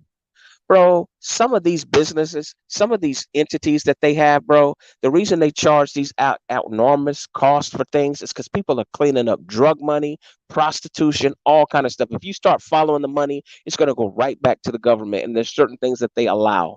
And that's why when people ask too many questions or you stick your nose where it doesn't belong, then this Huh. is where power comes in. Right. Yep, I Right. agree. Yeah. Yeah. Yeah. Robin Blue's got the model clear, man. You're like a military strategist. Yeah, you can see the layout. Because I was told, you got to learn. This military man, he said, you've got to learn the terrain. Um, what's the one military language? He said, human terrain. You got to understand the human terrain. That means the layout. Just like you have the terrain when you're in military, and you got to know where the rivers are, where the mountains are, how you're going to travel through the terrain to attack the enemy. You got to understand. He said you got to understand the human terrain. That's the same model that they like to map out how people are thinking, where they're living, and so on. And they use that um, in military operations. Also, too, I'm going to use a religious analogy. Why do people pray to God? because in their mind they believe he has the power and the authority to change something for them, right? Well, think of it this way. I remember I was in the room with some brothers and we were talking about the drug trade or something. And I just said, look, man, you guys are acting like the government is helpless when they have had satellites 20 years ago when I was in high school, no, maybe 30 years ago, that said that if you put a penny on the ground, the satellite could be all the way up in space and zoom in and read the freaking penny. Not only Huh. that, some of these satellites can actually do video recording, which means all the crimes that happen in our subdivisions, shootings, assassinations, robberies, the satellites can record like thousands of miles worth of footage at the same time. Wow. Not only that, we got street lights and cameras, just like in the UK, right? They got cameras everywhere. There's Yes. nothing anybody's not doing that they don't have documented. And then Yes. since we have really, ever since banking has gone digital with debit cards, that means almost all transactions are what's it called documented. Yeah. So how the hell are you gonna tell me you don't know who the drug dealers are? Just like when they say, "Hey, well, Ah, we're looking." When they say, "Oh my God, we're looking for the terrorists," we don't understand who the man. Every last one of them people that carried out one of these shootings, bro. You don't think on social media the algorithm didn't pick up something they said, or like how yeah. we're talking right now, they don't have a recording of every. They say the NSA here in America records every phone conversation. Dude, they Yeah. can I pull up heard that. video footage from 2 or 3 decades ago to prove if you were at a gas station or not when you said you were. Yeah. Dude, so when we think about the amount of power that they have, what that lets Yeah. you know is they allow the drugs and the corruption to happen. One, Yes. because there's money to be made, and two, it economically destabilizes Mexico. So it makes Mexico dependent. When you can keep somebody dependent on you for technology, for order, for trade, for survival, not to Mm. mention greed, all you got to do is allow a small number of people there to put their beak in there and get paid. You know, look, the guy who set up Rick Ross that worked for the CIA that was in Nicaragua, he said Yeah. that when that guy flipped the script on him, do you realize that guy was allowed to go back to Nicaragua? He didn't spend 1 day in jail. Vice versa, the government gave him enough money to open up a lumber company. So his family now has generational wealth. So not only did he make hundreds of millions of dollars illegally for our government, he was allowed to have generational wealth. That's what I'm saying. Who allowed him to have that? Not God, not Jesus. The power structure Okay. So allowed let him. me ask you this then. Let me ask you this then. So going back to what you were saying earlier, um, the, when we were talking about Black America and having to keep the white people from turning into going into cave mode. Yeah. So if they feel that if the white people, so the real fear is the fear of the poor white people. If they start losing faith in America, then they're going to Okay, you want me to make you laugh? internal You know how regime change. I'm gonna make you laugh, bro. Let's go down. Let's go down memory lane and let's see how large groups of white people have been duped. The biggest thing that comes to my mind are the Crusades. You had poor Oh white people probably yes. eating a Oh my potato God. or an onion, and they were able to use religion and slick talk to get them to go risk their life for the government. Yes. They marched all the way. Look how far they marched all the way down to the Middle East. Walked actually. They walked all the way down there to go and fight the Muslims. And what did they use? They used racism, religion, and the promise of riches. The rich white man has been making promises and using fantasy to keep Yes. them motivated. That's why they know how to motivate their people. And that's why when they do leadership training in colleges, they teach all this psychology to their elites. And that's why they've maintained power. So when you're dealing with the average everyday cracker, he's really not that intelligent. They believe in Right. fantasy. And that's why Right. reality, that's why reality uh it's like a shock to the system. Reality is. Right. Y- You know, Yes. you're And then they told. start losing power. So therefore, yes. So in order Well, it's not that they're that losing power. power. They finally wake up and realize, wait a minute, the same thing we realized. My family has been in America for 200 years, and we've never gone to Harvard. We've never broken over our, we don't have millions of dollars. Or even if they do, that money can be wiped away in one generation. In other words, Yes. in And as you other said words, earlier, over why? Since I'm white and I'm supposed to be one of, why are all these black people richer than me? or having What's the going on? opportunity to be, or having the opportunity to be rich. You're Because right. see, before Yes. we didn't even have the opportunity. Right. And so if the white people lose faith in America,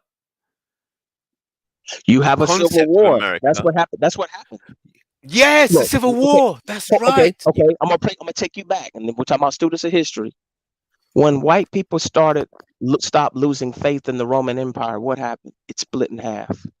And then what had happened? Then you started having people break off and want to start their own little Roman empires, which eventually became all the countries you have: France, Germany, Italy, Britain, because all of them used to have czars, used to have little fake Caesars. And then later on, Yes. they decided to get rid of that model and start having, religious, Yeah. like, the king and the what is it? And the Pope would share power. But then after a while, there was problems there. So then democracy, quote unquote, started evolving. Why? Because they said the only way we're going to be able to control the hearts and minds of the people is to give them the illusion of voting and making them feel like they're a part of the establishment. But in reality, look, why do you think they have something here in America? It's called the castle doctrine.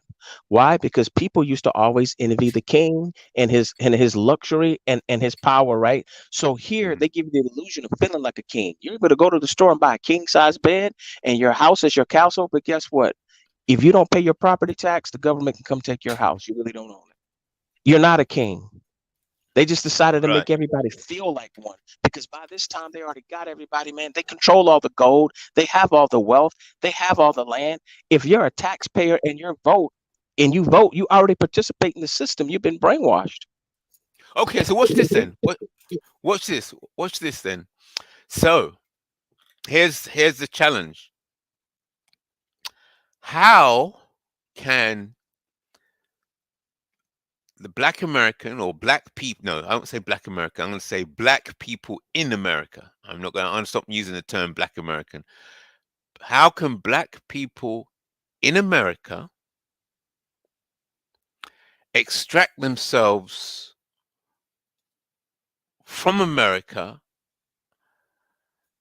and without causing chaos?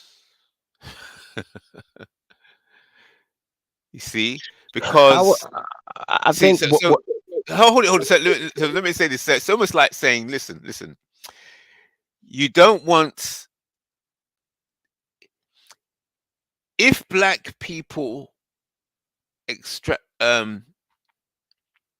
if black people in America do what they have to do, can they do it and at the same time manage the chaos that will happen amongst the white people? See, because if you leave the white people to collapse into disorder and chaos, that chaos is going to spread into the order that the black people have created for themselves. Well, that's what I So mean. To answer your question, there's no way to totally extract. We have a symbiotic relationship. And number two, we help build this country. So here's was the key thing. So what you have to do is, it's kind of like when you're a bomb specialist. If you can't defuse a bomb, the best thing you can do is to try to get yourself out of the blast zone so that you can get the least amount of shrapnel, as opposed to being right there when the bomb explodes. But see, here's the thing where I tell you I don't totally worry about this, because remember, the people who were smart enough to orchestrate the crusades are the same level of intelligent people that orchestrate this American thing. It's order out of chaos. Things are allowed to happen. They control the media. If they wanted to, they could tell everybody everything is happy-go-lucky, regardless of how people feel. So you have to ask yourself, why are they allowing some of this negative news to perpetuate? Because they right. control white America with fear. Fear that the government can collapse. Fear that Russia's going to attack. Fear that the Right. Negroes are going to rape people. They control them with fear, which in turn helps them sell more medication because they get high blood pressure. They start having health problems. They're going to go buy a whole bunch of guns. See, one or two things will happen.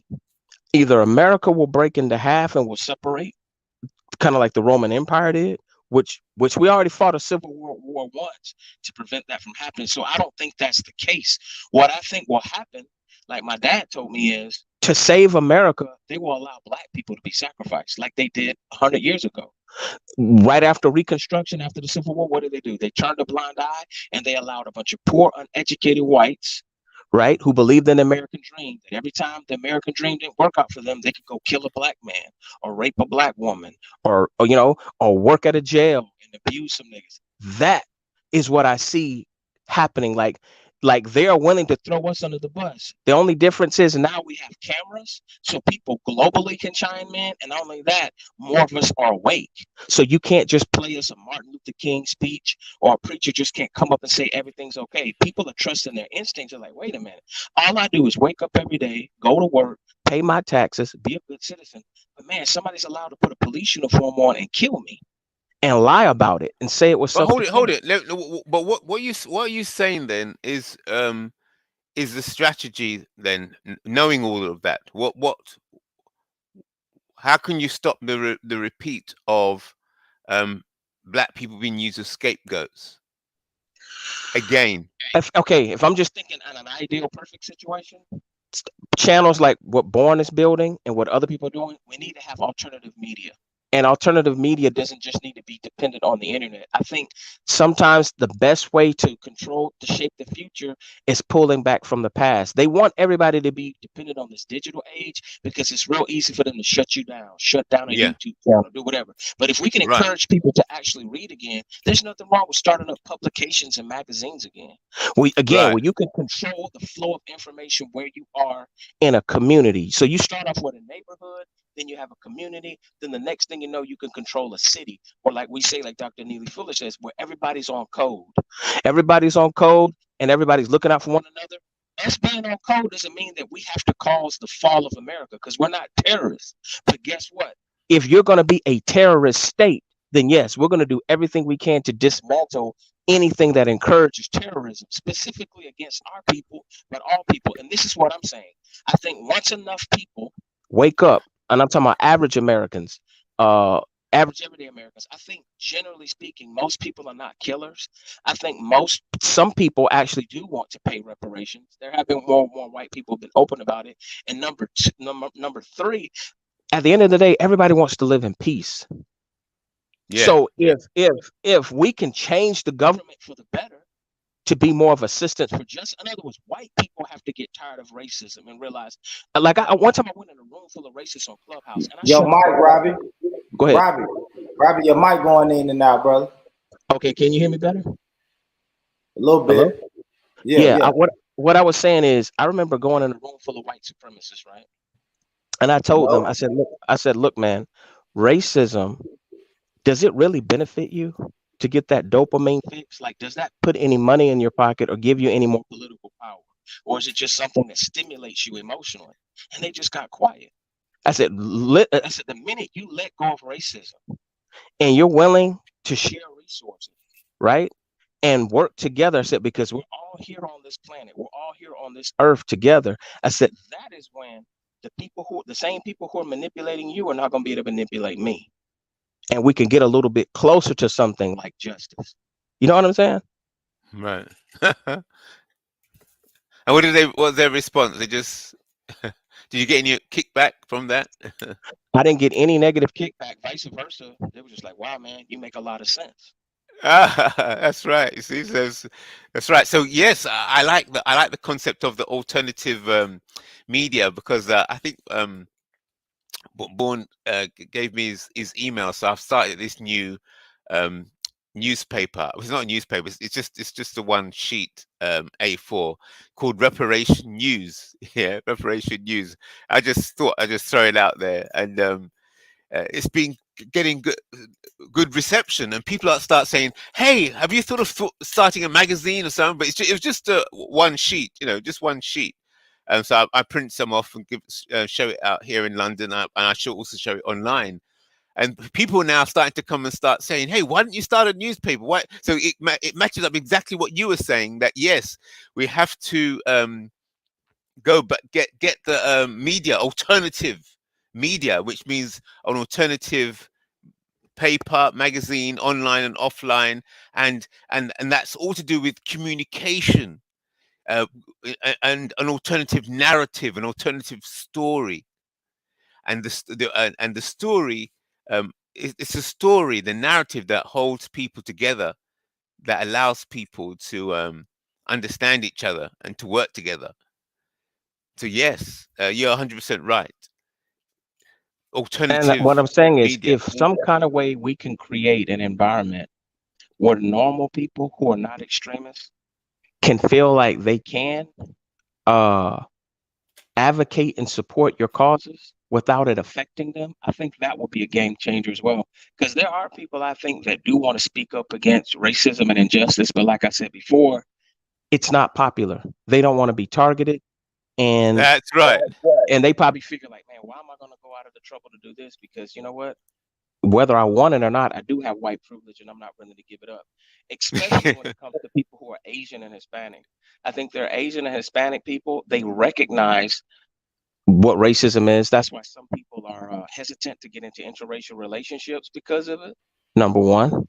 Number Yeah, two, they're hesitant to trade with you openly or yeah. have a Robbie, business. hey, Yeah. brother Robbie, you gotta try to do something with your mic, brother. I Let me can let hear. me go. Let me go and try to connect some headphones. Hang on. Yeah, yeah. See what's going on, because it was doing good, but then it goes out and we can't hear you. Yeah, we can't hear you. While Robbie pulls that up, let me see. I got something right here on deck, y'all. Let me play a little bit of this. This is the when we was talking about the two Tennessee lawmaker brothers, Robbie and the brother Black Peace that was on here earlier. He spoke about performative art and performative theater and theatrics, and we play a little bit of this.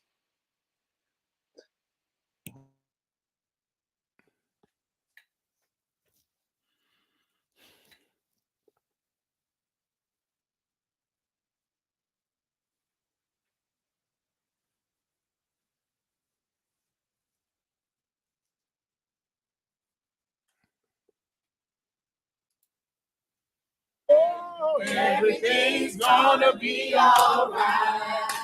Be alright. Be alright. Be alright. Yes, yes. I got a feeling everything. Oh, we got that. Be alright. Yes. Oh, I got a feeling everything's gonna be alright. Be alright. Oh dear. Be alright.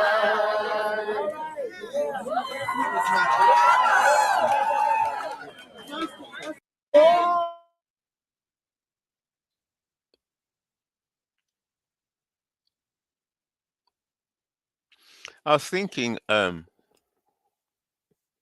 Born, that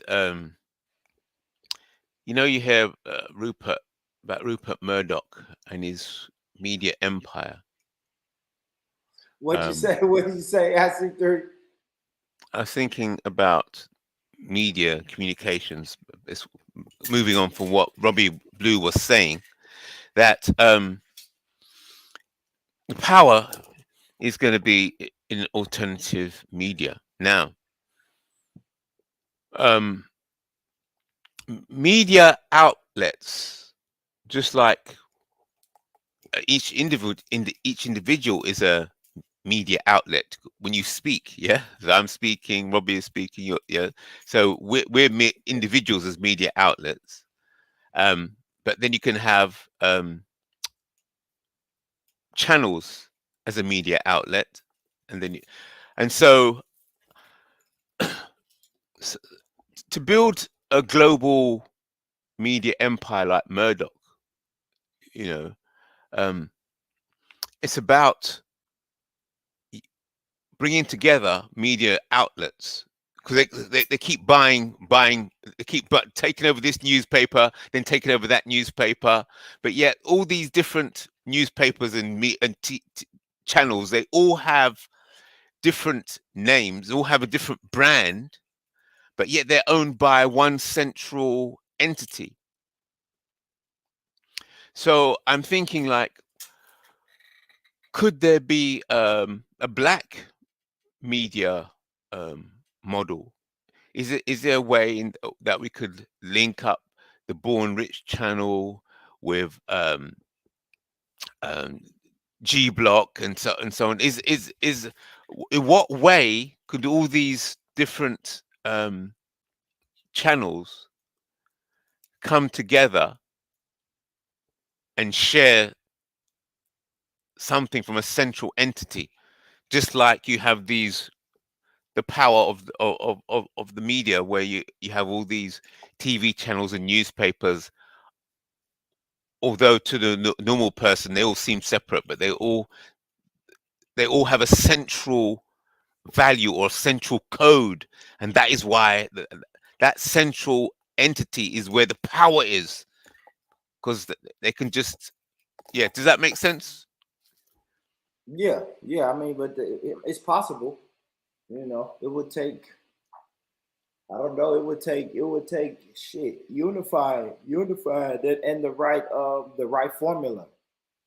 Yeah, the Yes. formula. And what would be that formula, that what would you put on the table that everybody Can say, you guys yeah, hear me? okay, Can yeah, you I guys can hear hear me you. now or no?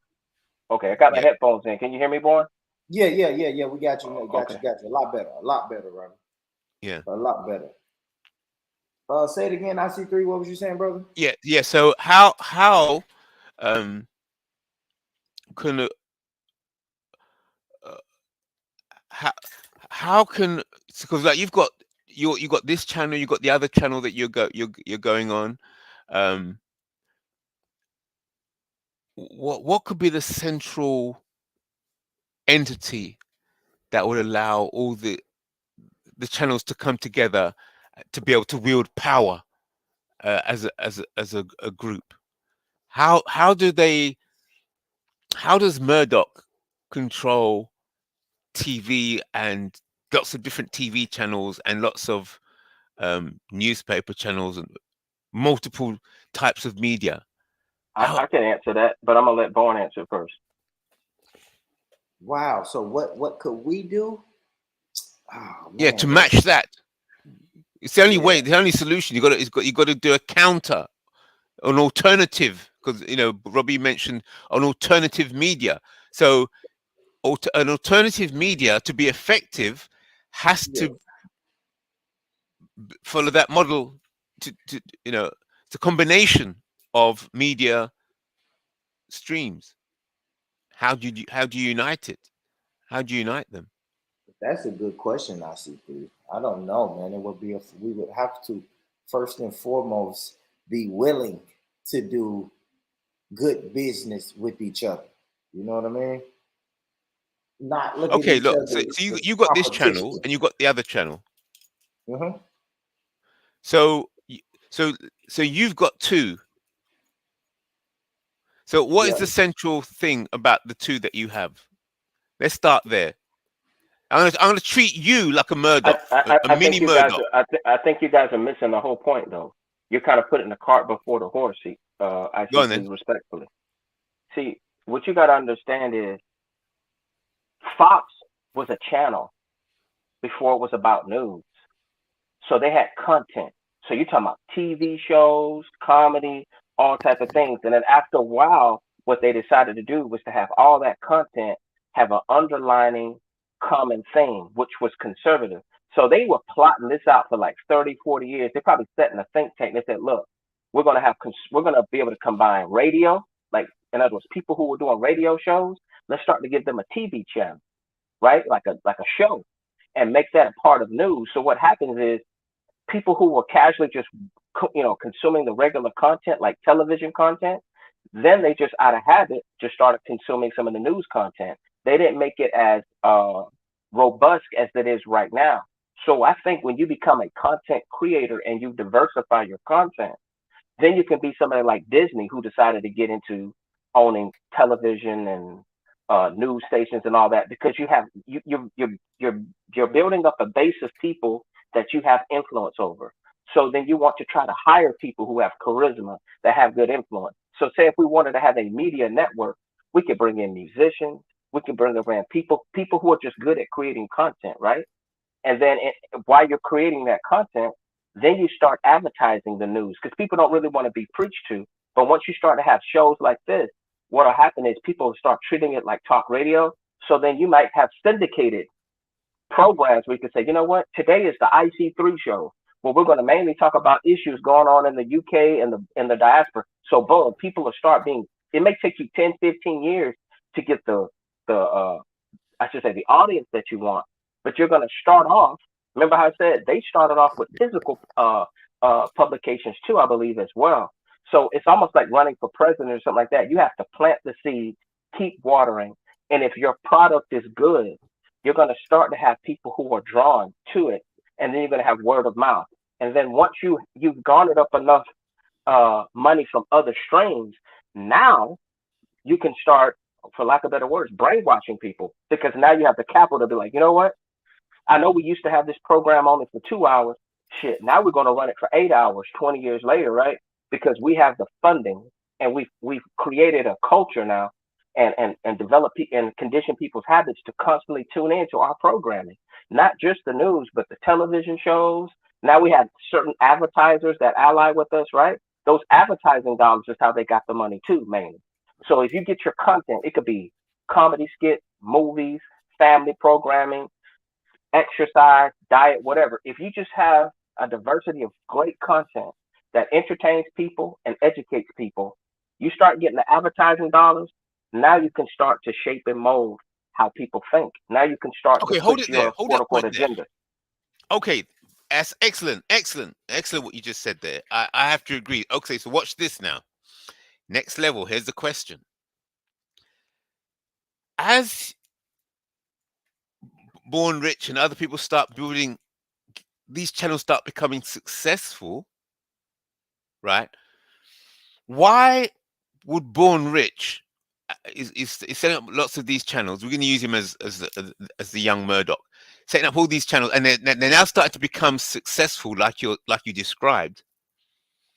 Then the white people are going to arrive and say, "Listen, we're going to offer you a deal because you've got 2 or 3 of your channels.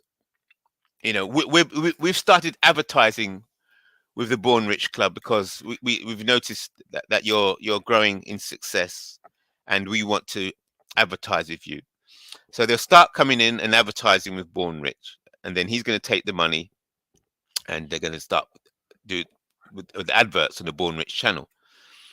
And then after a while, the advertising is going to increase, and the money's going to increase. And then they're going to start saying, "Look, we're spending the most money with you, Born. You can see that we are your biggest customers. Yeah, we you know now we want you to make some changes. We want you to make some changes, or we want to take over some of your channels. Well, how is Born going to resist that? Because this is the standard I model." can say I can answer that for you because it's the Go same on thing then. you look with Rupert Murdoch. You make sure that you screen all of your advertisers as to also be people whose political agendas and long-term views align with you. So now it's deeper than just making money. Remember, it's about maintaining power. So you have a collective understanding to say, look, man, it's important for me to support the messages that you're putting out there because not only are your people going to support my product, but they're going to support the type of society that's going to sustain us to continue to make the money that we're making and be in power. So, from a grassroots standpoint, if you have quote unquote not just conscious, but people whose values align with the type of America that you want to shape, the type of community that you want to shape, you don't have to worry about those people trying to control your business because they're not going to want to do anything with you to begin with. They're going to probably try to do everything they can to sabotage you from the outside in or inside out. But if you continue to grow and to continue to grow, you're just going to attract like-minded people. And here's one thing, remember, and that's why I said the thing about media in the first place. See, when the court of public opinion sways in your side, a lot of those greedy people, they're so rich, man, they'll support what? Democrat and Republican agendas.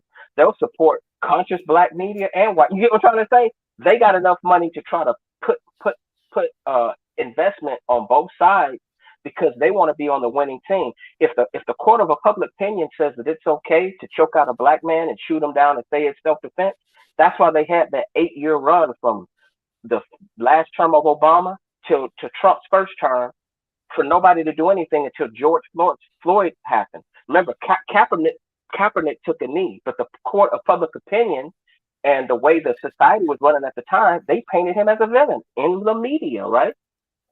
They painted him as a villain. Nobody wanted to touch him. A lot of athletes even kept their lips shut. But as soon as the grassroots and people started kicking up dust on the internet and in the streets, they had no choice to maintain order, to do the right thing. They were forced to do the right thing. They were forced to hold some of those police officers accountable, right? Because they were about to lose a lot of money by cities being burned down because those insurance companies were not about to pay everybody. You know what I'm saying? They damn sure weren't about to pay the CNN building because there was brothers turned up right at the CNN building. I was chuckling. I was laughing my ass off. So I'm saying all that to say that's the power of media, and that's why they did what they did to Bill Cosby. He tried to go at it too head on instead of building something himself. Like, I think if they would have had what they have now, which I'm surprised he isn't doing, if he still wanted to be involved in media, you would think he would be supporting some YouTube channel or something like YouTube, try to build something like that to put an independent voice on there and have content. Because you can, like, now you can upload your own independent films. You can put out music. That's kind of like my goal, actually, IC3. Now I see myself as just a content creator. So outside of just music, I want to get into movies. I want to get into other things that have a message that's central to the beliefs that we share. And I'll land my plane there. Harlem Street. I think at the end of the day, this is all bringing us on code. You know, we're all getting on code more and more every day. I want to focus more on the positive than the negative. We already know about the negative, you know what I mean? But I'm noticing us getting more and more on code. And I want to give a shout out to Born Rich for coming back, because I know you had took a break for a minute, you know, but I want to give a shout out to you because, you know, you got one of them platforms that gets not just FBA on code, but the Caribbean and other groups and all that. You know what I mean? So, you know, I see us getting more and more on code every day. You know what I mean? I love it. You know, and yeah, we definitely are a force to be reckoned with. You know what I mean? Just gotta get on code one note. I appreciate it. I appreciate that, Perry. I appreciate that, brother. And I appreciate that, man. But Perry, we was talking about the Tennessee lawmakers that was expelled and reinstated, man. What you think about those two brothers? Oh, I think that right there is something that's something that's dangerous that we got to look out for. That's another thing where they're trying to set up leaders for us here in America. Yeah. You know, they're trying to put leaders on us, and these dudes ain't got our best interests at heart. That's what I will. A lot of people were saying this, but I will also say this. I consider that to be performative art. But what they did was performative. They was basically given a script and told to do this. Right. And it looks and like nothing, that as well. Right. And nothing that they said during that whole protest or whatever you want to call it, that they did, nothing they said was relevant to us as Black people. Nothing. So yeah, that's something that's dangerous toward us. Something we gotta watch out for. You know, it's detrimental to us as a whole. You know, we can't fall for shit like that. You know, that was some bullshit at the end of the day. So what's the most effective counter, do we think? Because obviously that's a move, like a chess move. They've made a move. So what should be our counter move? Do we have a counter move. Yeah, we have a counter move. Don't fall for the banana in the tailpipe. It's that simple. Don't fall for the bullshit. You know what I mean? Recognize what that is, see it for what it is, understand it's some bullshit. And that's what new black media is all about. Young, Yes. smart, thinking brothers like yourself, my brother Robbie Blue, Born Rich, providing platforms for brothers like that. It's important that we use our intelligence to get that to let the masses know what's going on with shit like that, because that was some straight up performative bullshit. You know Right. what I Yeah. mean? I think at one point during that whole display that they did, one of them broke out into Negro singing. Like, fuck Yeah, I out of just here. played the Yeah, I clip. can. But what's that? That just. Yeah, Oh like man, Nice. we not what? we not falling for that no more. We can't keep going for that. You see, that's That how was the. some Oh, bullshit. it's yeah. Oh, it's like I can't even. I can't even Yeah. speak. It's like oh. Yeah, yeah, I just played that clip, man. Like it's too, we gotta stop that shit, man. We gotta stop because put it this way, these guys are lawmakers, right? So when it was time to get the Asian hate bill passed, they didn't sing no Asian hymnals Exactly. or songs or anything. They got Yeah. down to business and got shit done. But when it Yeah. comes to black people, we get performative art and singing Negro spirituals and all of Oh. that bullshit. And that's what we have to stop. I agree with Robbie that now more than ever, I am hearing people speaking out and saying, yo, you can't just keep giving us that bullshit. With the even take it back to Colin Kaepernick. Like, no, we need laws change. I don't need politicians and athletes to take a knee. Like, it's too late in the game for us to get that symbolism shit, man. It's time for So tangibles, man. Hey, there's one thing that's good news about that though, because that lets me know how out of date their think tanks are in terms of what they think will work for black people, and that lets me know that was more performative blackness for white people, which further lets you know how out of touch they are. That's why you can have an undercover agent still come up to you and be like, yo, yo, yo, or Yeah, you dig? You'll be like, yeah, yep, I know you're a fed. I know you're a fed. You don't even know how to you never dusted off you keep using the J. Edgar Hoover playbook, nigga. It's yeah, that's right. 2023. You gotta get your lingo right, at least. That's right. You see him coming a mile off. They had one of the brothers trying to talk like Martin Luther King, Tariq Nasheed. The guy was like, I'm here to tell you today. And then Yeah. Oh, Tariq was like, if that's so what they thinking, they'll probably send niggas in the hood to be like, brother IC3, I'm here to sell you some AK-47s, my brother. I'm here to oh buy my 3 God! kilos of You can see cocaine, they're gonna Robbie Blue. update, man. They're gonna update. They're trying to update their systems. You must realize they're Yeah, looking at the same playbook. and one of them dudes was like half Chinese or Japanese or something Yeah. like that. Like, Half- yeah, Filipino. that shit was just weird as hell. Like the way they set it up, it was like like, I know we not going for that shit. Like, that shit was just stupid. that's a Really. fact. Like, So let me play this clip. So anybody this is fall the for that. guy. This is the guy with the afro, and it's gonna show you. It's gonna show him before the afro and after the afro. Let me play this, man.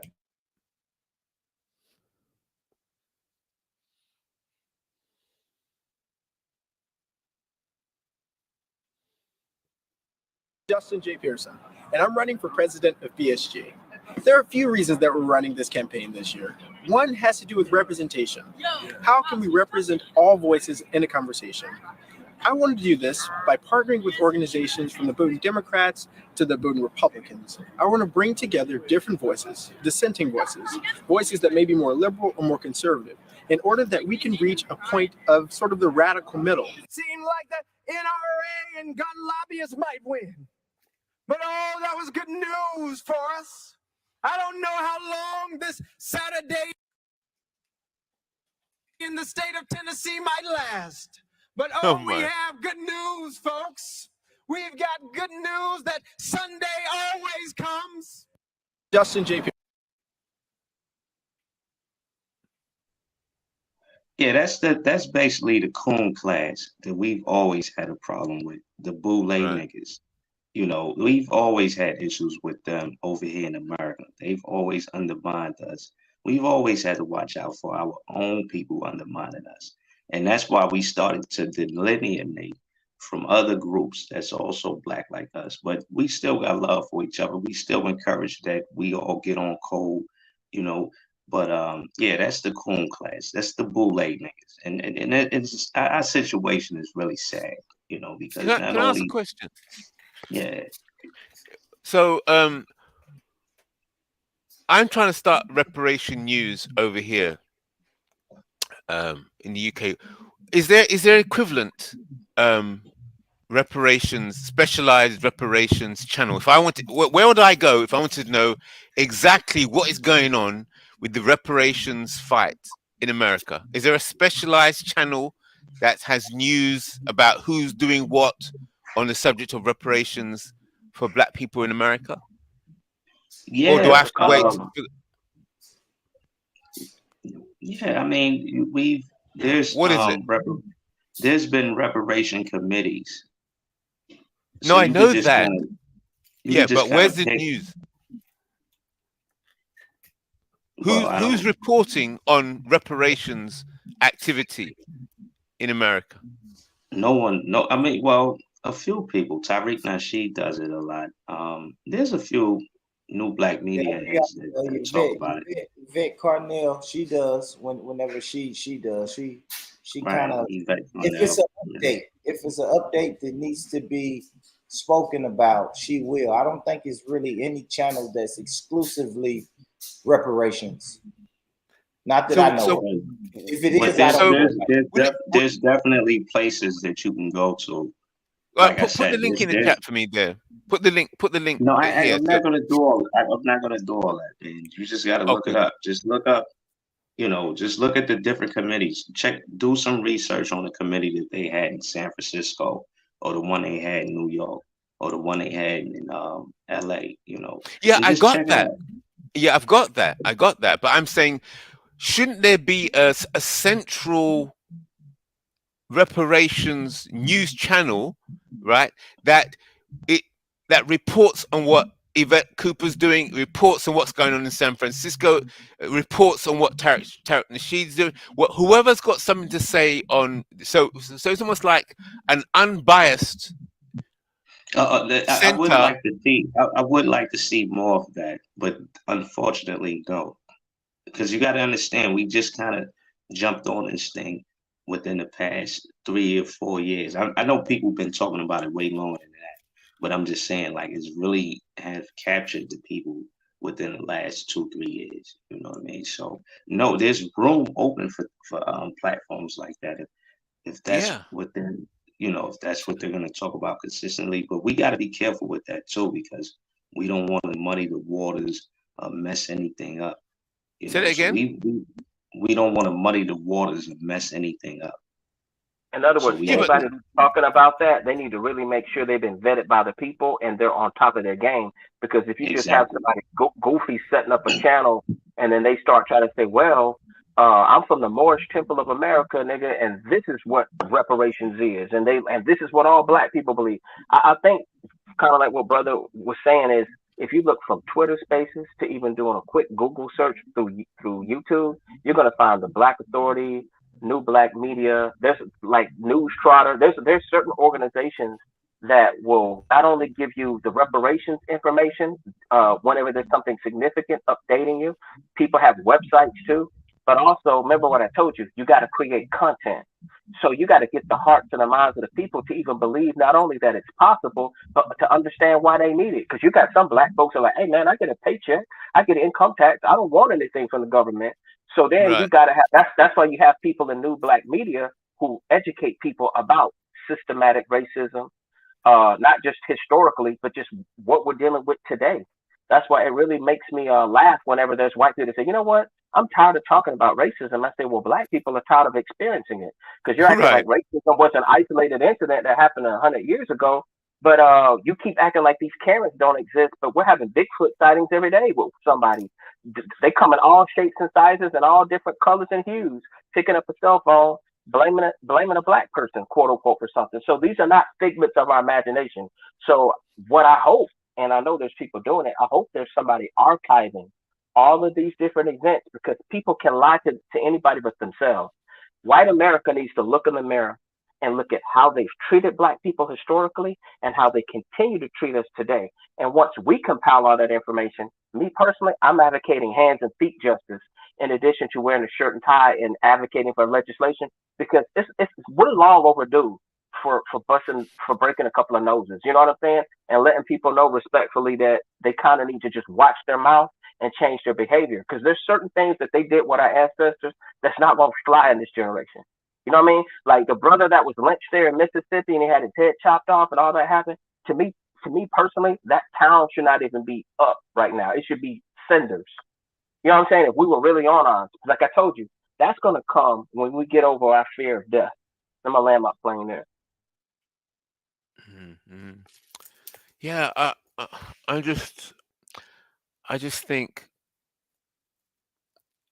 it's like how I see things is when I look at some of the channels and some of the things happening over here in the UK. It's like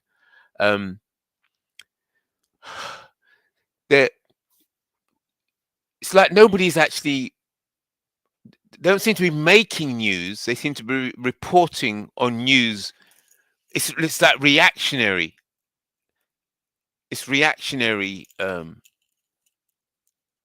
news. Something has happened, and then we report on it, rather than we make the happening, rather than creating the news itself. No, I think there's people creating it, but it goes back to what I'm saying. We got algorithms when it comes to YouTube and stuff. You can't just make the algorithm put you at the top overnight. And also, too, when it comes to radio and television, forget about it. You know, they can literally just make it difficult for you from a financial standpoint to sustain it. But they can't stop the grassroots, which goes back to what I'm saying. We kind of need to go back to paperback books, newspapers, like have a hybrid of digital media and print media, and start, you know, just planting that seed, man. And once that is done, I think you're going to start to have a grassroots of people who are like, okay, you know what?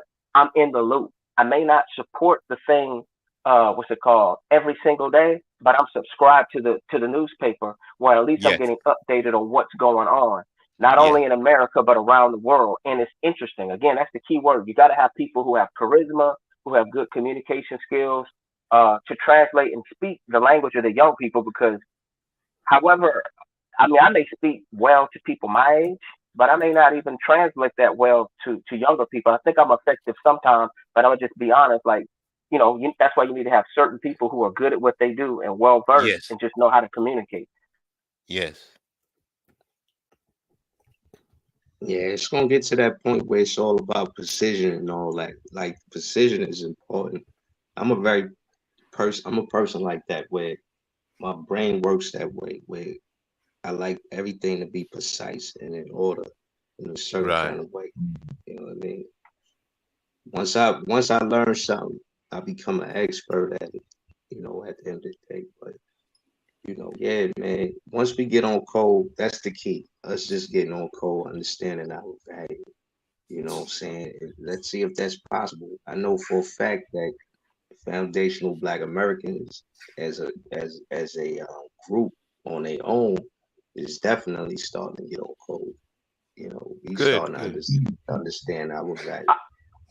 You know what? I 150% agree with what he has to say. The reason being is everybody now knows what the term FBA is. I don't care if they're in Africa. I don't care if they're in the UK. I don't care if they're in Australia.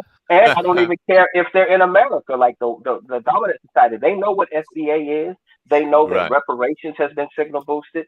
They understand that we do know about voter suppression and redlining and gentrification, that we're paying attention to things. You got brothers that are very educated on digital cryptocurrency. So I think this generation now, when I listen to some people, just depends on the spaces you go. I agree with the brother. It's very encouraging, because the fact that they're using the term woke lets you know what's going on. There's more of our people waking up. And by our people waking up and having the ability to articulate it, you got some of the young people or younger people articulating this message so well that it's almost like white people are getting converted like a sinner in church. They're like, Jesus, you know what? Everything this person is saying is straight fact. It's not fabrication. And you know what? I agree. Justice, equality, and fairness is not going to take away too much from whatever lifestyle I'm enjoying in America. Vice versa, it'll make me safer. I mean, at the end of the day, us as foundational Black Americans, we've always fought against white supremacy. We've always been that squeaky wheel. You know, we just won't shut up. And that's what everybody wants to do. But we just see it. And it's like, nah, man, like this shit is real. And we have a good case against this government as far as getting some bread out of it as well. So we see that too. How about, what do you think of this then? If you start pushing the term blacks in America versus Black America, because did that. The already. way you're speaking, I'd say, go on. We've done that already. And what happened? It set us back. Who set you back? Was it the COINTELPRO? Well, this is what he means. This is what he means. When you just use a benign term like black or Black American, that's when they go ahead and infiltrate and do the modern day counter, what's it called, COINTELPRO shit. So that's where you get performative blackness. You can have somebody who has no lineage connection to this land be a new immigrant or be somebody who is from here that's colonized. Yeah, you're right. And then they just say, yeah, we got a Black politician for you. But when you start doing, like the brother said, organized, on code, and you're specific, see, they can't do no remix. And when you're like, no, you need to be a foundational Black American, which means you are a descendant of the people who helped build this nation from its inception. You can't remix that. You can even have paperwork because they were so greedy to keep some of our people, you know what I'm saying, the slaves, the numbers of the slaves and some of the names, they put some of that on the record, their census data, because they were greedy. Well, guess what? All that good paperwork is going to help us now. If this was CSI or Criminal Minds, I'm like, the perp just basically left his DNA everywhere. Dumb okay, motherfucker. answer this for me, please. Yeah, answer this for me. What is the difference between ADOS and FBA? What's going on? Why is there two? I mean, there's neither one of them. Well, I think the difference is when it comes to FBA, you're just talking about Black people in America that could be considered ADOS, right? But when it comes to ADOS, I think you're talking about a specific group that's specifically under EVA. I'm not sure, but it seems to be that. I'll break it down. Here we go again. A white supremacist will claim that Elon Musk is an African American because he's from South Africa and he's an American. So when you say African descendants of slavery, you have white people who could say, well, what really is the African then, right? Or let's say we try to make a claim against reparations specifically in America, right? For our hold it. One second. Wait. Let me land my plane. I'm getting confused. Do it. I'm trying to explain it to you. No. What is you're explaining one side? I need to hear what is the actual difference. He's confused about something. He's talking about the two different groups. At the end of the day, bro, like both FBA and people that claim ADOS are claiming the same lineage. It's just that people that's under FBA, it's not a group. If I say I'm a foundational Black American, it doesn't mean that I'm a part of an organization. I'm just claiming my lineage. Whereas with ADOS, it's turned into a situation where it's people that's down with an organization. Bingo. Hold it. So let me see. And it includes the diaspora. There we go. That's the key difference. ADOS kind of is more open to the diaspora. You get what I'm trying to say? In terms of the bigger fight for reparations globally, whereas FBA has to do with chattel slavery in America, specifically North America. Right. So really, ADOS is an organization and FBA is not an organization. Is that correct? Right. FBA is just the term that we would. It's just a term. It's a term that we would rather be called by. Right. So Don't the but FBA don't is a hold on. subdivision of ADOS. FBA is a subdivision of ADOS, correct? No, that's not correct. Because SBA is not what organization. And here's the thing: the reason why we did that designation the way we did is so that white folks can't remix it or play dumb, because that's what they were doing in the past. Whenever Yeah. we would go for a reparation claim, they were like, "Well, it has to be lineage based." Okay, well, boom. We not only have we named ourselves, but we also did something ingenious. We also designated a segment of time that you cannot refute, right? That chattel slavery took place and who was involved Yeah, but and who's who the the we? descendants are. Who's the we you're talking to? Is it ADOS? The descendants of the slaves here in America, sir. Yeah, and that's ADOS, correct? You're talking about Yes, and ADOS. I told you that ADOS and FBA can be used interchangeably. I told you that. But for the most part, ADOS have the term ADOS, the acronym ADOS, you can use it. That's cool. But I prefer foundational Black American. Okay, so when communicating with the American government,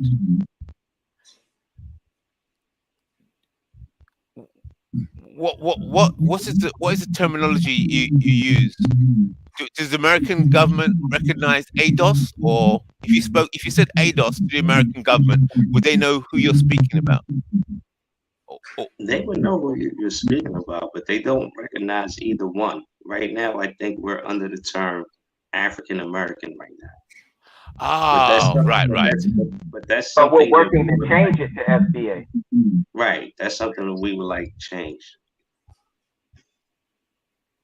Right, so that's the fight here, because clarification. Okay, bingo. I'm glad he brought that up. African American and ADOS puts us in the same situation. It's the African part. They start playing dumb. They'll say, well, an African descendant of slaves, if you want us to be held responsible for an African descendant of slaves, that means you're asking us to pay reparations to Jamaican, to African, to anybody that's African. You see what I'm trying to say? Or has African ancestors. So they say, but so you can't base a claim off that, because you no longer were African after you were here for 500 years or whatever. So then we say, okay, then white boy, then we're foundational Black Americans. You get what I'm saying? We were here from the foundation of the country. Right, because what that does when we go by the term African American, what that does is muddies the waters. Yeah. And that's exactly what they want. It causes chaos. Let's be specific. Let's be precise. Right. Yes, precise. The people that built America were foundational Black Americans. At the end of the day. Okay, so in this in the challenge, somebody got. I'm hearing this echo. Could somebody mute up or something? So in this battle,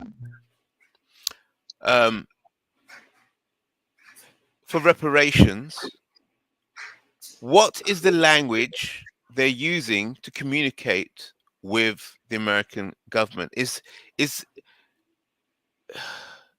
because there seems to be one battle to get the American government to recognize, to stop using the language. I see three. It's already in motion in California. They already got the message from us from grassroots, so they can't remix it. A lot of the agendas and proposals that are being put in place, one of the stipulations is for it to be lineage based, because we're following their rules. That was their whole thing. Oh, we paid reparations to the Irish because it was lineage based, not race. We paid reparations to the Japanese because it was lineage based. Okay, well, there were people who were disenfranchised in California from racism, right? From Jim Crow, that was lineage based. Because again, when they practiced racism, it was lineage based, specifically for the people who are descendants of slaves, because that's what made them non-citizens.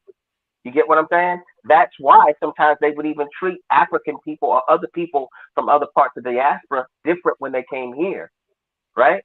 From a person who was a slave. So what I'm saying is, now we've gotten the confusion out the way. They know that it's lineage based. So when they deal with us, whether they call us FBA or whether they want to look at a census, the point is they can't muddy the waters anymore, and they can know specifically who the descendants are of the people who were done wrong. So now it's Okay, not hold it, even hold it about there. whether they're African or not. Okay, okay. So, you made the statement they cannot muddy the waters anymore. Is that the statement, or is it that? In that specific situation so far, like they're proposing to pay people how much in California? I want to say like $500,000, like a couple of $1,000,000 each, and for them to get like I want to say close to $100,000 a year for the next I forget how many years to their descendants. They're talking about doing that right now in California, and that's not even so much about slavery, but just everything that happened. I want to say from the early 1900s. They're already Okay, doing hold it a minute. Hold it. and stuff like that.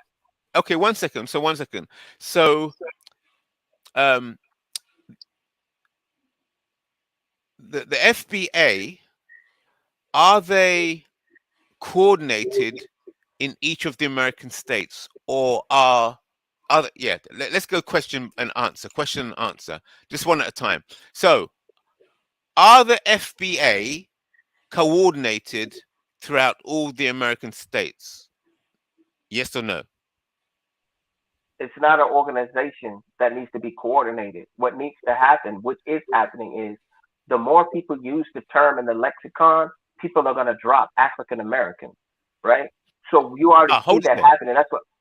Okay. Okay, hold it there. Yeah. Okay, right. Well said, So, Robbie.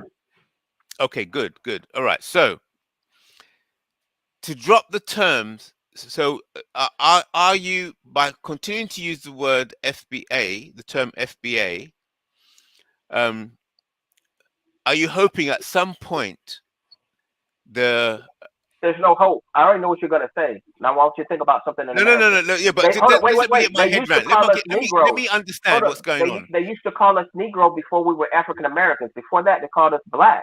So what I'm saying is, as the culture changes, we've always been able to change our designation. So it's happened before in the past. And part of the reason why them doing all those changes was to try to prevent us from getting reparations. But what has happened now is we have finally hit Ric Flair in the head with a chair. We've dragged his bitch ass to the middle of the ring, and I put the Boston crab on his ass. So he can't get out of the way. That's what is happening now with FBA. The term FBA, I got your ass in the figure four leg lock, and the four horsemen can't help you. So the only thing you can do now is send in coons with an afro and a flimsy black flint to say, you know what? All I know, nigga, figure four leg lock. I'm locking in the chokehold. Right. Or watch the door. Watch the door to this cracker pay up. Homie was from Harlem. Cock the nine. You know what I'm saying? We ain't playing games. Y'all go pay up. That's it. Because you know what I'm saying? Like, we played that game before. First, y'all are Negroes. Nah, we've changed all that. Now, guess what? Regardless of what you called us, you still treated us like second-class citizens, and we were the target of American systematic racism. So now, we finally have figured out a term. In other words, they've been playing this word game for so long. Now we finally got them. So the only thing they can do now is give us reparations and then try to file Chapter 13 and say, you know what? It's all digital currency now. We're not America no more. We're the United Union of whatever, which I doubt that'll happen because they're too greedy. So, but yeah. That's, I hope I kind of answered your question. Like, it is going to change the FBA. You got too many people getting triggered by the name. Right. Okay, good. Interesting. They Right. start calling, you know what white people are now calling themselves? Foundational white Americans. Literally. Right. Yes. Right. They always copy what we do. That's They it. try to remix. Yes. So that's kind of a new kind of civil war, as it were, because you're getting the two sides rather than the North and the South. You're getting the foundational Black Americans versus the foundational white Americans, and then that would it's never been a civil war. To be honest with you, we've had a Jesus Christ beating. The beating has always been one-sided. It's like I had to check these dudes one time in this room. They were alt-right. They said, you sound like you're an angry black man. I said, nah, that's the problem. You guys have never dealt with an angry black man because an angry black man kills white supremacists. In other words, you've never dealt with angry black men. We've always been forgiving. We always let them play these word games and mind games and take 500 milligrams of denial and still practice racism from Sunday to Sunday. Now we're like, screw that. Y'all gonna bring immigrants over here, let them practice anti-black racism. You're gonna continue to change laws. Y'all are like big crybabies. You want to be there in Florida talking about, oh my God, you guys are too woke. Oh my God, black people are the problem. We're like, no, man. I mean, listen, Pharaoh, you're asking us to build bricks right now without mud or straw. You're too cheap to bring Yes. in the straw because you're claiming that it's going to make your 401k decrease, doing anything for us. We're sick Right. of it, bro. I'm a little bit more militant, so I'm going to be quiet because I don't want to trigger the algorithm for roar. But let's just put it to you this way. I'm going to let all my brothers be very articulate and try to reason with the ones that can be reasoned with. But for the ones that I know that are playing dumb and that are vicious, bro, then God made niggas like me. And that's all I'm going to say. I'm tired, bro. I'm not here to play. I'm actually looking forward to it. I'm like wishing. I wish they would. I wish you, this is what I told them. Y'all had the nerve to have a white supremacist temper tantrum when we built the White House and we built the Capitol. And as much, in other words, as much real racism and disenfranchisement that we've dealt with, we've never did what they did and go disgrace the Capitol or lynch people because we're having a bad day. Oh my God, Right. my mom cut the Xbox off, so I'm gonna go shoot up the school. Man, you are weak. You are beta. Oh my God, I lost my job, so I'm gonna go shoot up the bank. You're weak. And they get Right. PTSD every time they go to Pornhub because they think that they're the number one male, they're the prime primate, and then they see a brother, you know what I'm saying?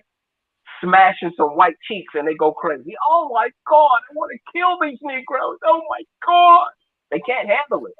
They can't handle reality. So it's just time for us, to be honest with you, to just start G checking.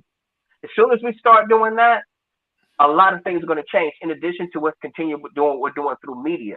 See, once they realize that there's consequences for racism, they're going to stop practicing it openly and being goofy. This generation has gotten a little soft, bro. They feel real comfortable using the N word. They feel real comfortable talking about taking us back to segregation and Jim Crow. They feel real like Ron DeSantis should be afraid to be saying some of the stuff he's saying. But they done Right. checked the waters. They're like, shit, y'all let a reality show troll become president and cater to white racists, and y'all didn't do nothing. So I feel like that's the blueprint. Marjorie Taylor Greene, you got some of these people, man, that are disgusting, bro, in terms of professionalism. I'm talking about for white America. The professionalism has gone down. What do you guys think? Or is it just me?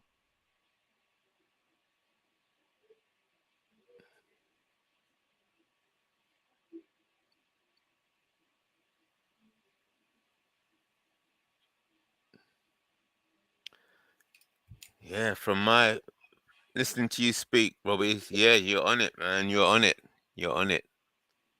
Definitely. Definitely.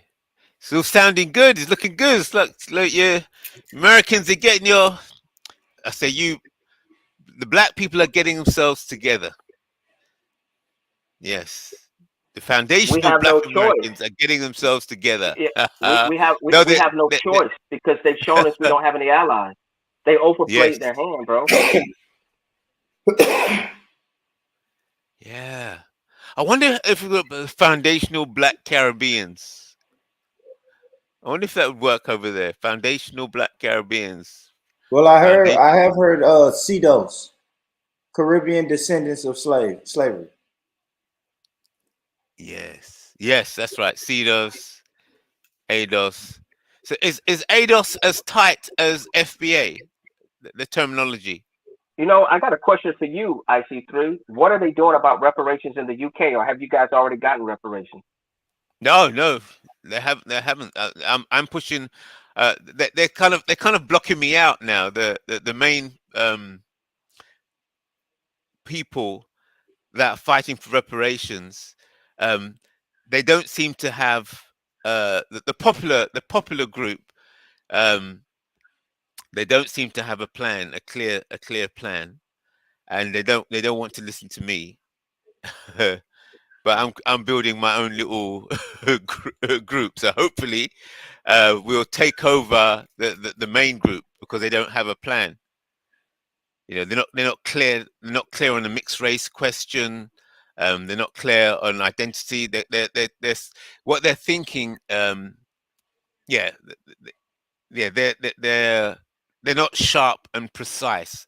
I like the way that the FBA, the way you're talking about FBA, you're talking about precision, clarity on identity. Because if you can't clarify identity, you cannot organize effectively.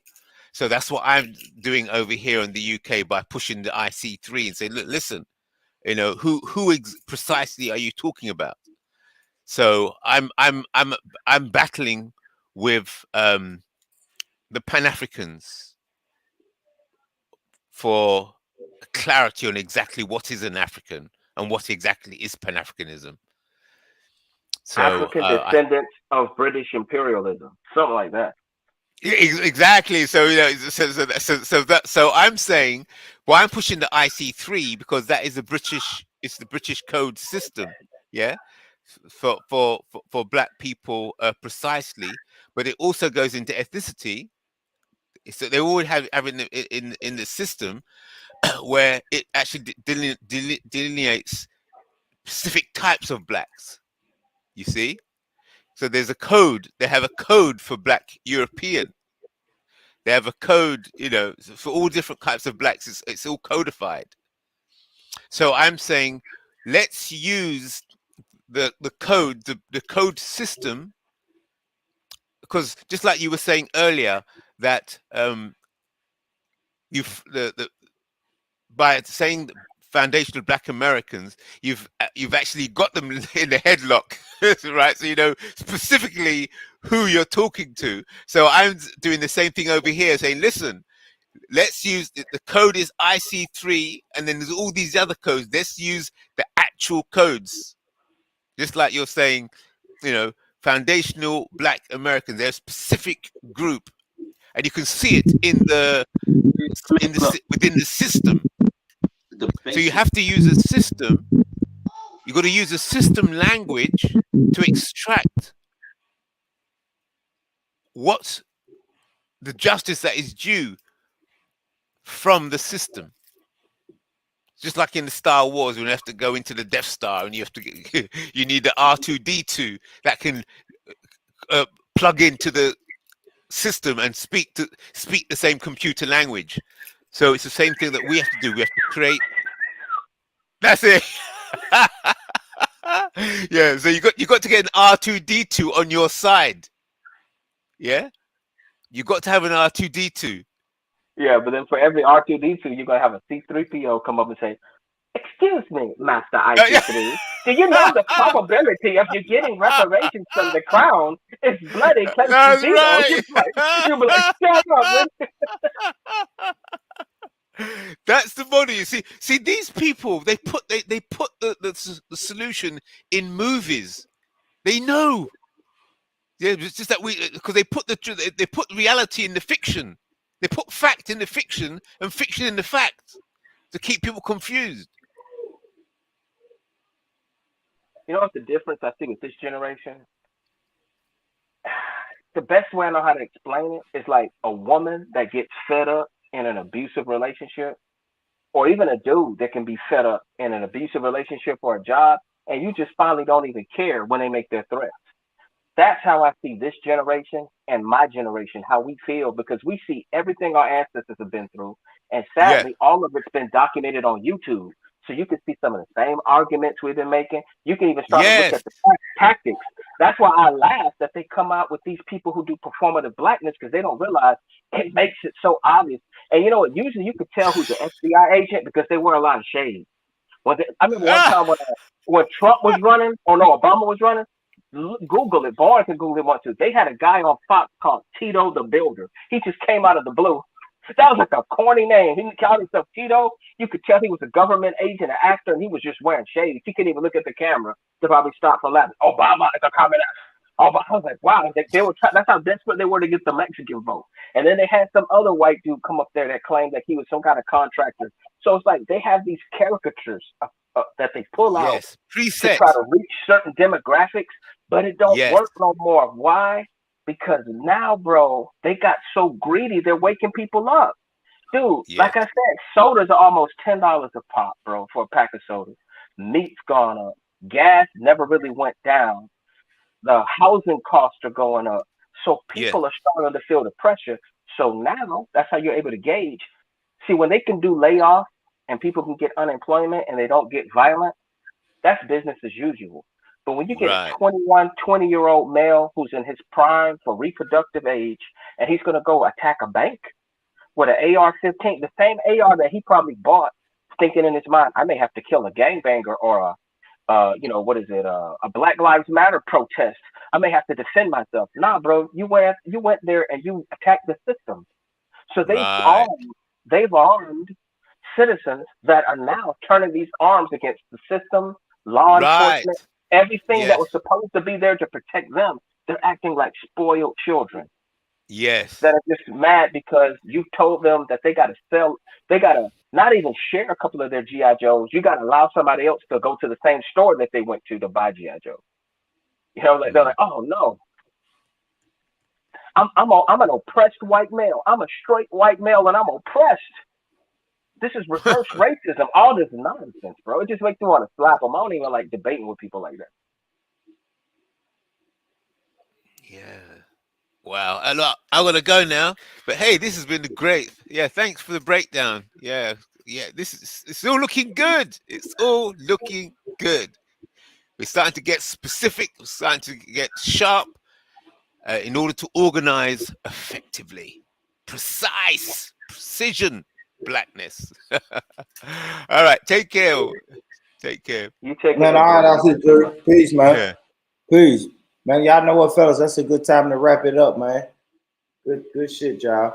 Good shit. I'm finna get my ass in the bed. So appreciate you, Robbie. My boy Perry. Appreciate y'all, man.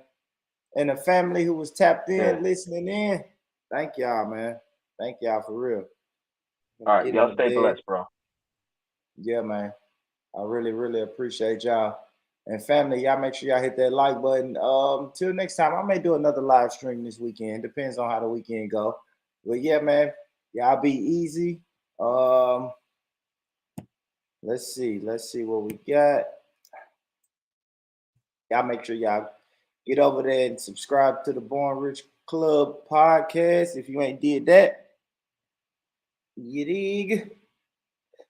Let me drop that link for that. I hate my computers moving so slow motion. But let me drop that link for that.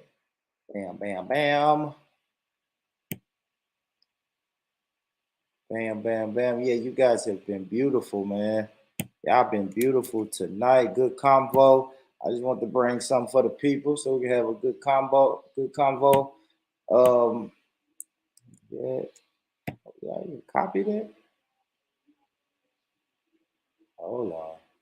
Oh shit, I'm sharing the damn screen, but yeah, y'all make sure y'all get over there and support that. Support that. Family is going up.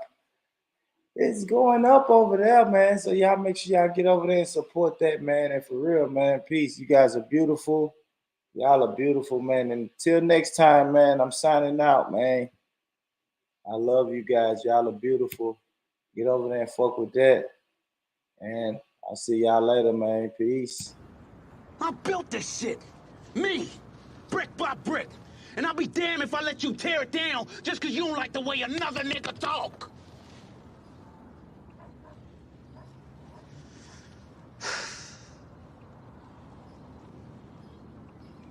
Drive, motherfucker!